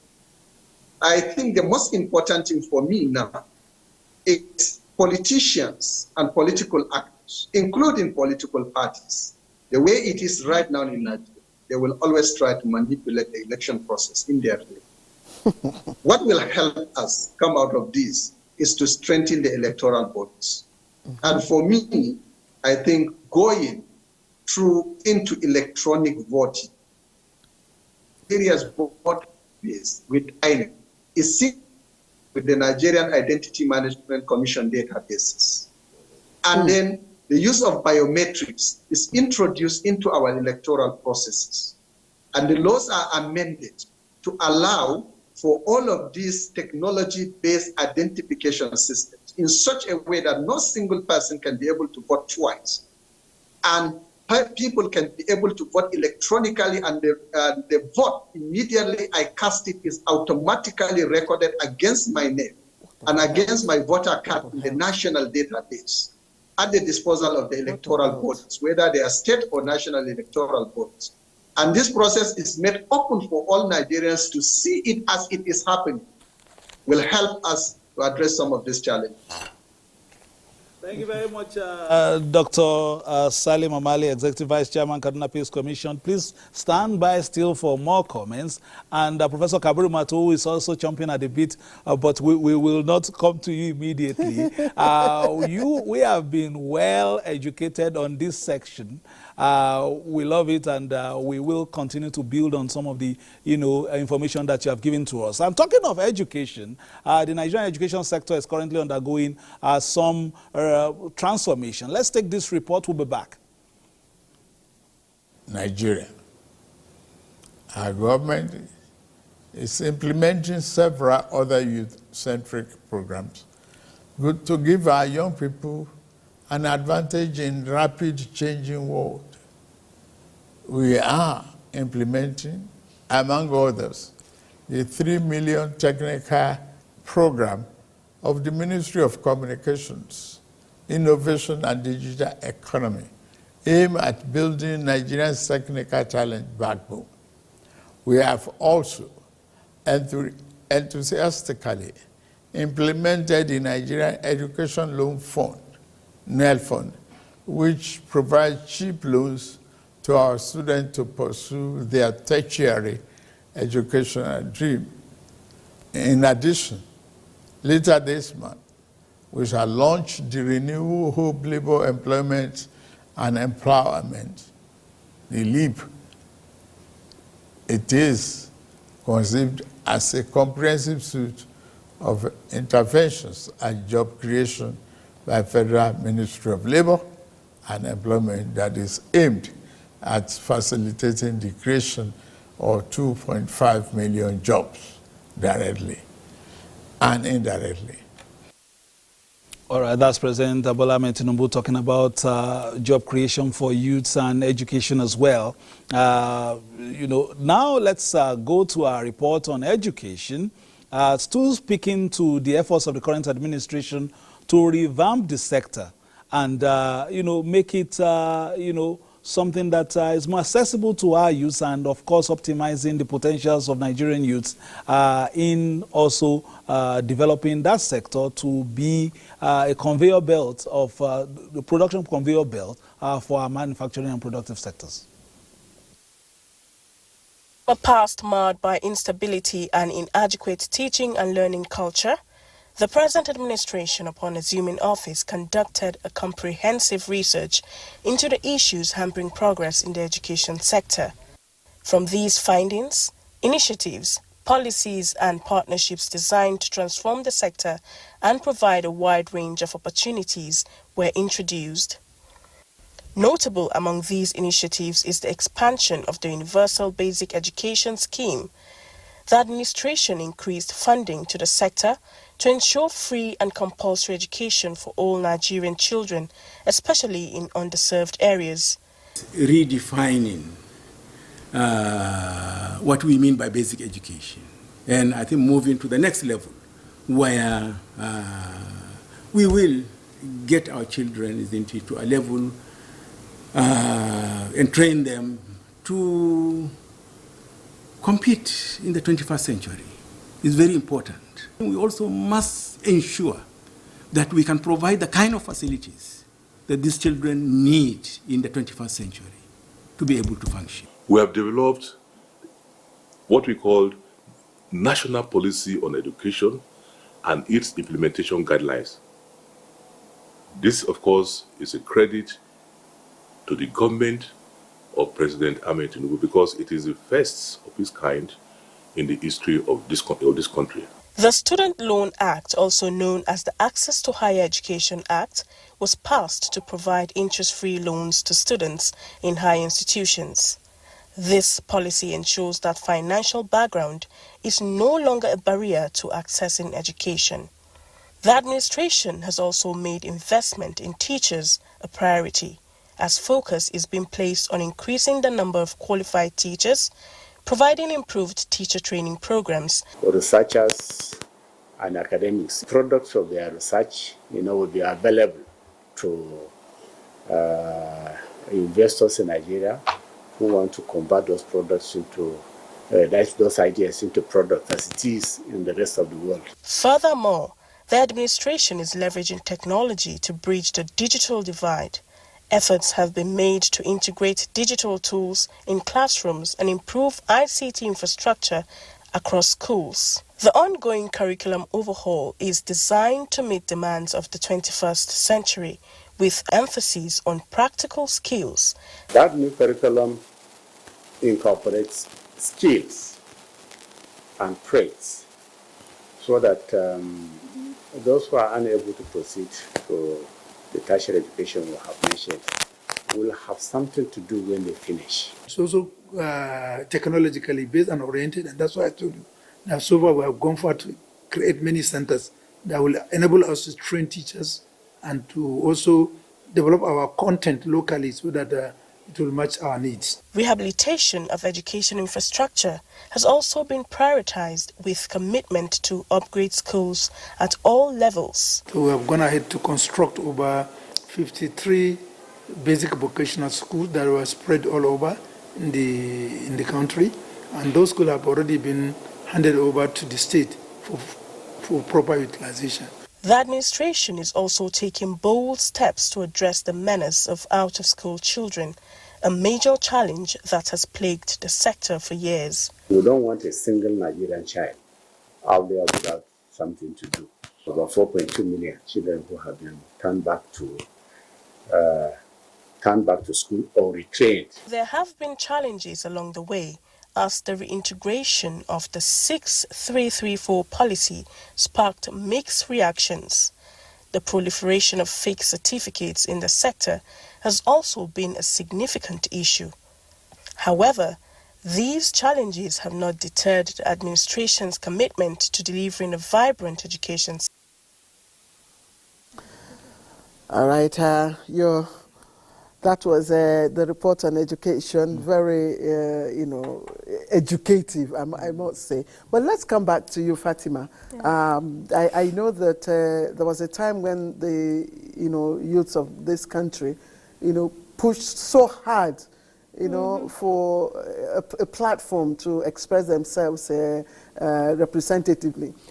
And they got that in the way of the young, not too young to run act. Yeah, aspect of Nigerian Has that helped at all? Yes, I believe that has helped. It's a great platform that was created for the young youths to get involved in the political processes, so they can not just be spectators but also be campaigner merchants and have their voice heard.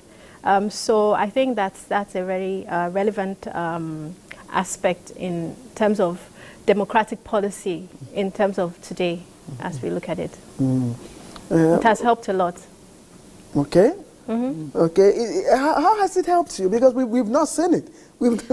There's no visible. There are young people taking offices now. Yeah. They've been taking positions, and they are they are working in different industries. So part of that is because of the awareness of this platform. I thought the act was for elective positions. For elective positions. But have you gotten the support from the political parties, for instance? Waivers have been made for women, maybe yes. sometimes youths and all that. But apart from this issue of, making some waivers, one would expect, for instance, for the political parties perhaps to mandate, some specific rules for youths and say, okay, only youth should contest for so positions, and that way youth will emerge and all that. Are we seeing more of that, or are you at least in conversation with these parties in terms of inclusion of youth? Because a lot of people have equally, spoken about the agitation of the youth because they are outside looking in.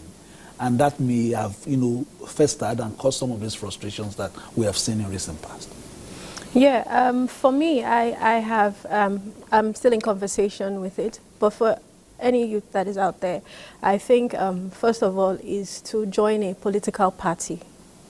They have to register, the whole processes has to be done. There is a platform for that, either you're PDP, Labour Party, or APC. You have to get your, like you just mentioned, as a woman, we've been given the 50% quota of the elective processes. That's to run. I ran for House of Representative and FCT.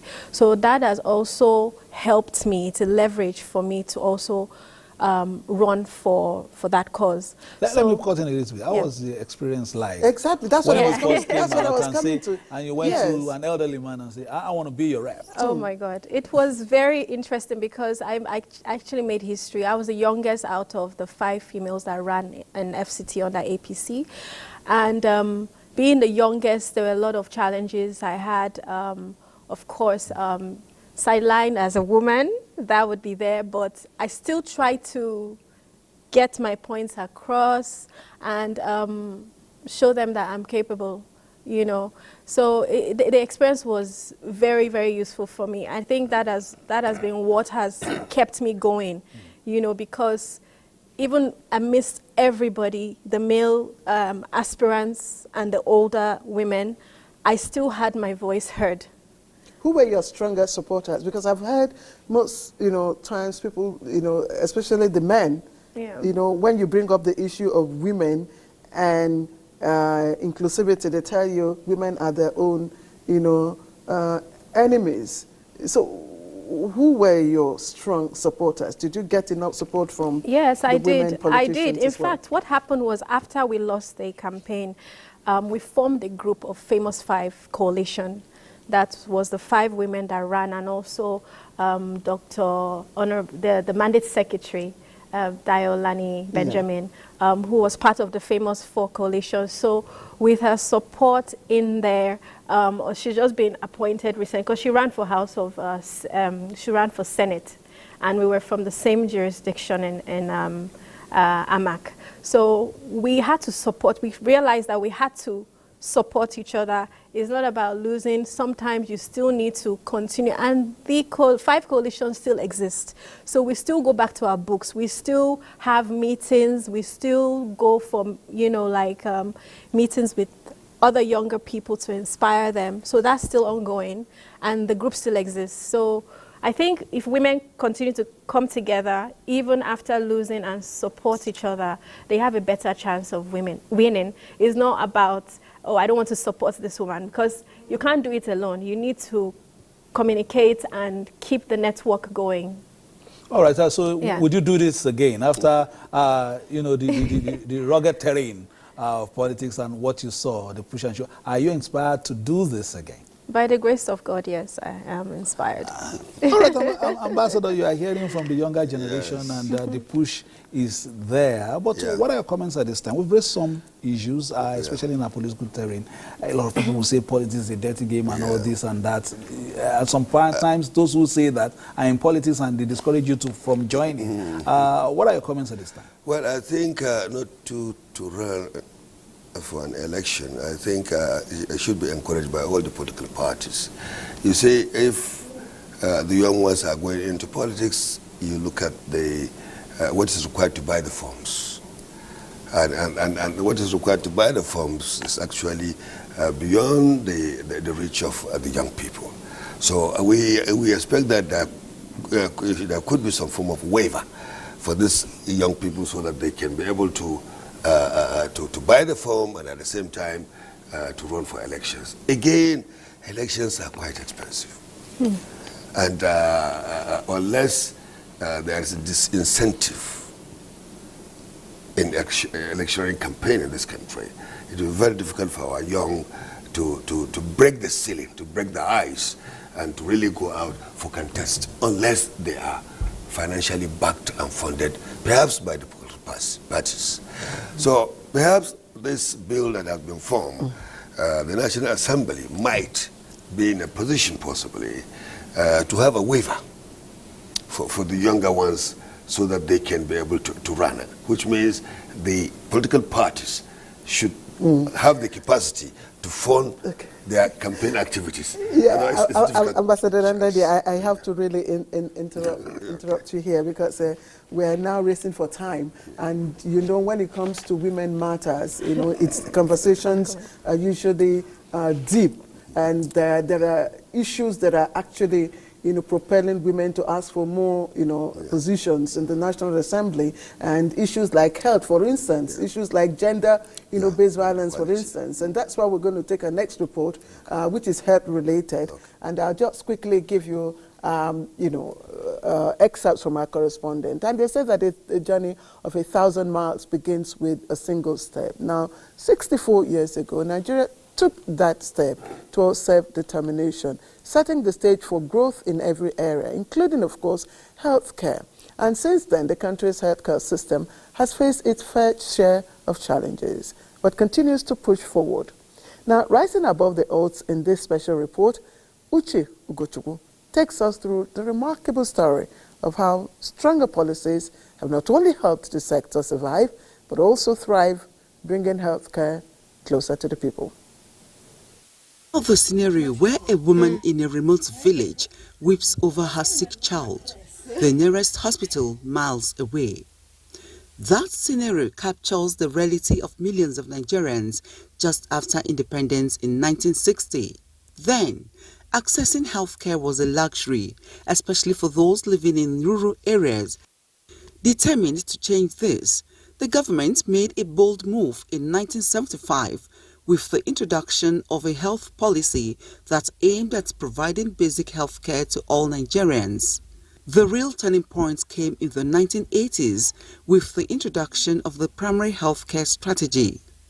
In 1987, the Bamako initiative shifted things further by encouraging communities to take an active role in their own health care. Health centers began to spring up, and for the first time, healthcare was coming closer to the people who needed it the most. But the journey was not without its challenges. As Nigeria stepped into the 21st century, new hurdles emerged. What the Nigerian Medical Association is doing to ensure, first and foremost, that the quality of care reaches international best practices and that it also reaches all Nigerians is the proposal for standardization of care at every level. Despite significant efforts, systemic issues like inadequate funding and shortage of healthcare professionals continue to pose hurdles, creating deep disparities in health outcomes across the nation.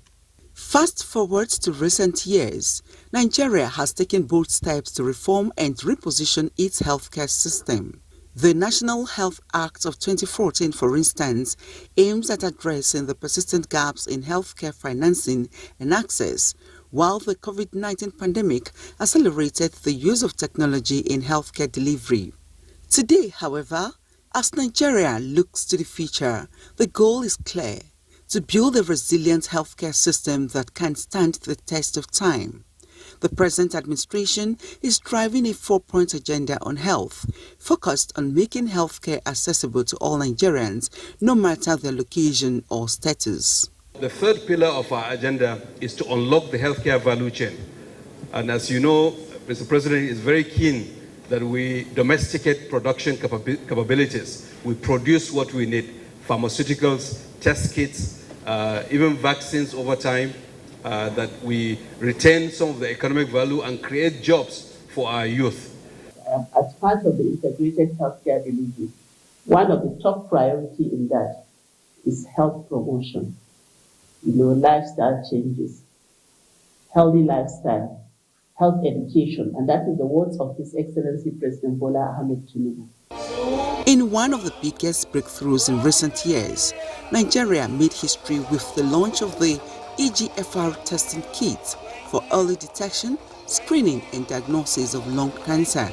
This new tool is not just a win for the healthcare sector, but a life-saving advancement for many Nigerians. Currently, we have a lot of linkages, collaboration with international who are willing to come so that we can conduct our own researches, including clinical trial, so that specific entities or pathways that causes breast cancer and some other cancers in black can be detected, and an appropriate treatment with less side effects is generated for us to use. Although challenges remain, the milestone attained these past 64 years, particularly in the health sector, tells a powerful story of resilience, determination and hope, a journey that continues to unfold with each passing day.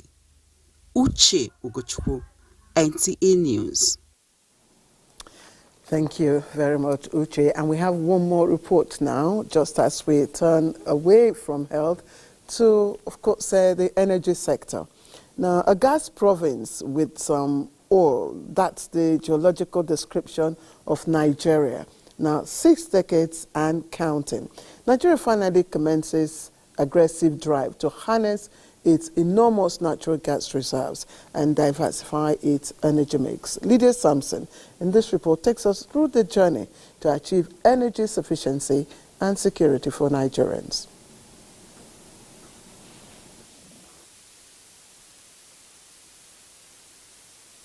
Perhaps your introduction sets a template for our next discussion. The report will still come.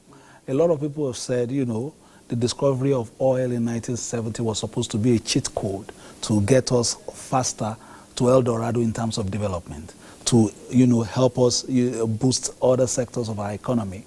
But over the years, it has now somewhat become an albatross, something that we've not been able to particularly harness for our own growth.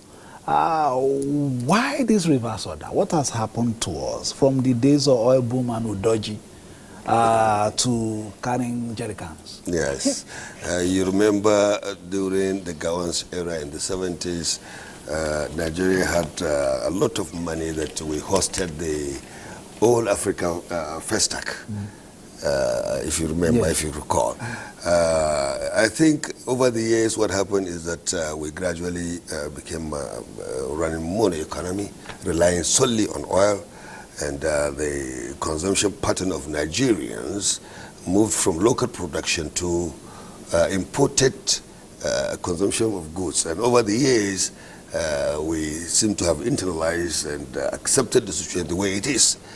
But however, I think if you look at other countries also, similar countries that had the opportunity of oil, like Venezuela, like some of the Latin American countries, you find that they are facing the same similar challenges that we are facing.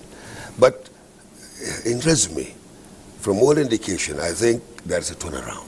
This government have now seen the futility of mono economy.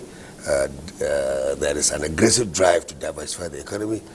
A lot of emphasis has been placed on the development of our solid mineral sectors, and hopefully the blue economy is also on the way, and the agriculture has been given a top priority. I think that would dilute. All right. I understand Lydia is now ready with that report, sir, so that we can just take it and then come back. We use it for business. We enjoy it better than fuel. So we feel like this CNG of a thing is just a breakthrough for us. Israel Steven, a commercial motorist who converted his car to compressed natural gas, testifying on the cost-effective benefits. He, amongst many others, justifies why Nigeria is intensifying efforts to promote compressed natural gas as a viable alternative to petrol, aiming for 1 million CNG vehicles by 2027. So what we've been doing is we've been signing off convention partners. Today we have well over 75 convention partners signed up will be, as of today officially, will be 8 states. The way to go is CNG, and that is why the government has for a long time been clamoring for people. In fact, most recently there's even free combustion. The Presidential Committee on CNG, like for us, they have made us almost all our states in the country, 36 plus FCT. They've given us about 100 kits. To this effect, government has mandated the installation of CNG dispensing pumps, supported by stakeholders like NIPCO Gas, which already operates 15 CNG stations and is partnering the NNPC Limited with plans to expand more CNG dispensing stations across the country. When you compare gas to coal, gas is on the positive aspect of it, 50% better than the coal and 30% better than PMS. And so the country is on course, the president is on course. Achieving energy sufficiency and security in Nigeria is indeed a multifaceted journey. This is as government continues to diversify the energy mix and sources. We are also, creating, investment climate, both the regulatory framework, both the fiscal framework, so that we could be globally competitive to be able to attract investors, into Nigeria. Not just the upstream, but also the midstream, and then, the downstream. Legislative efforts such as the Petroleum Industry Act aim to enhance domestic supply security. Similarly, President Bola Ahmed Tinubu signed 3 executive orders on February 28, 2024, aimed at revitalizing the oil and gas sector. These reforms introduce fiscal incentives, streamline contracting processes, and enhance local content compliance to attract investment and boost economic growth. One of the focus areas for this administration is really to think through what we do to enable ourselves to provide energy security, to make sure we're doing so sustainably. Nigeria's oil and gas industry remains a cornerstone of its economy 64 years after independence, with proven reserves of 37.1 billion barrels and a production capacity of 2.5 million barrels per day. It significantly contributes to national revenue and export earning. Despite this, the sector faces challenges such as crude oil theft, pipeline vandalism, outdated infrastructure, and environmental degradation. It is high time we stop acts of criminality within the Niger Delta, and that is the essence.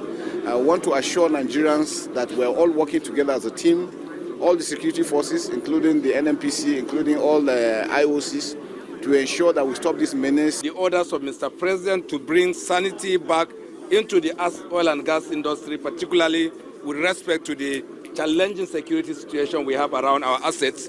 The commencement of petroleum production by the Dangote refinery is expected to put an end to fuel importation and fuel scarcity by eliminating onshore supply chains.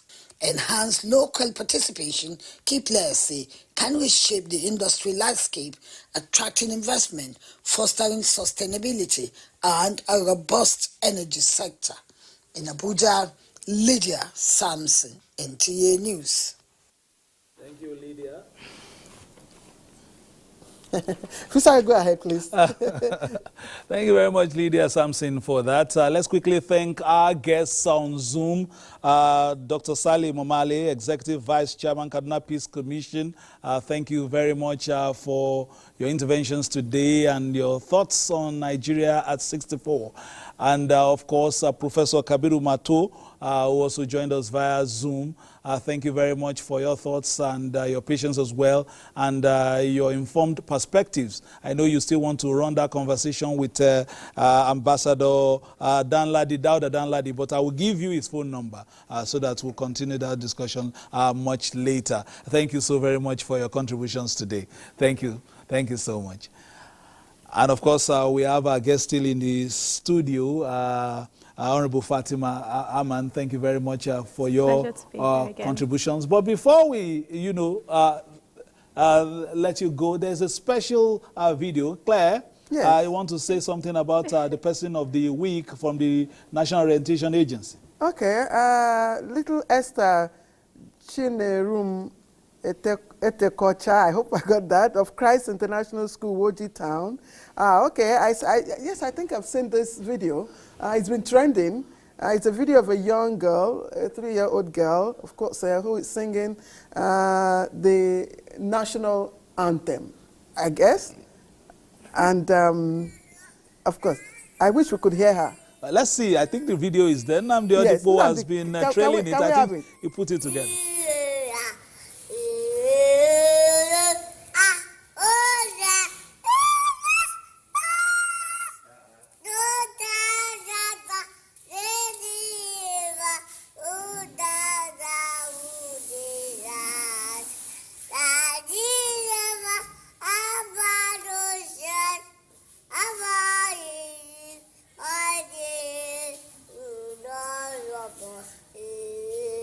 Shout.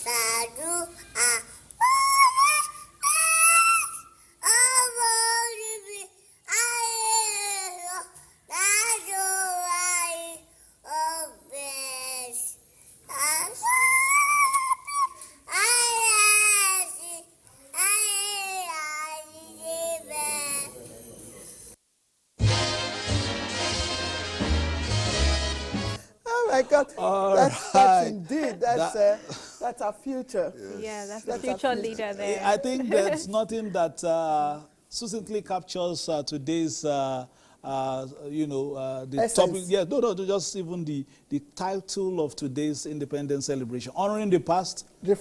That is that anthem, then inspiring the future. Yes. That is the future of the nation right there, singing the national anthem. I wonder if any of us, Ambassador, can you recite? I'm sorry. What do you mean? What do you mean? Ambassador, can you try? Ambassador, yes. What will you take away from that young lady? Very quickly. I think it is quite inspiring. I think the Nigeria's future is very bright. Looking at what we have just seen, I think there is hope for Nigeria. Yes, okay, we'll just take 30 seconds. What do you think about?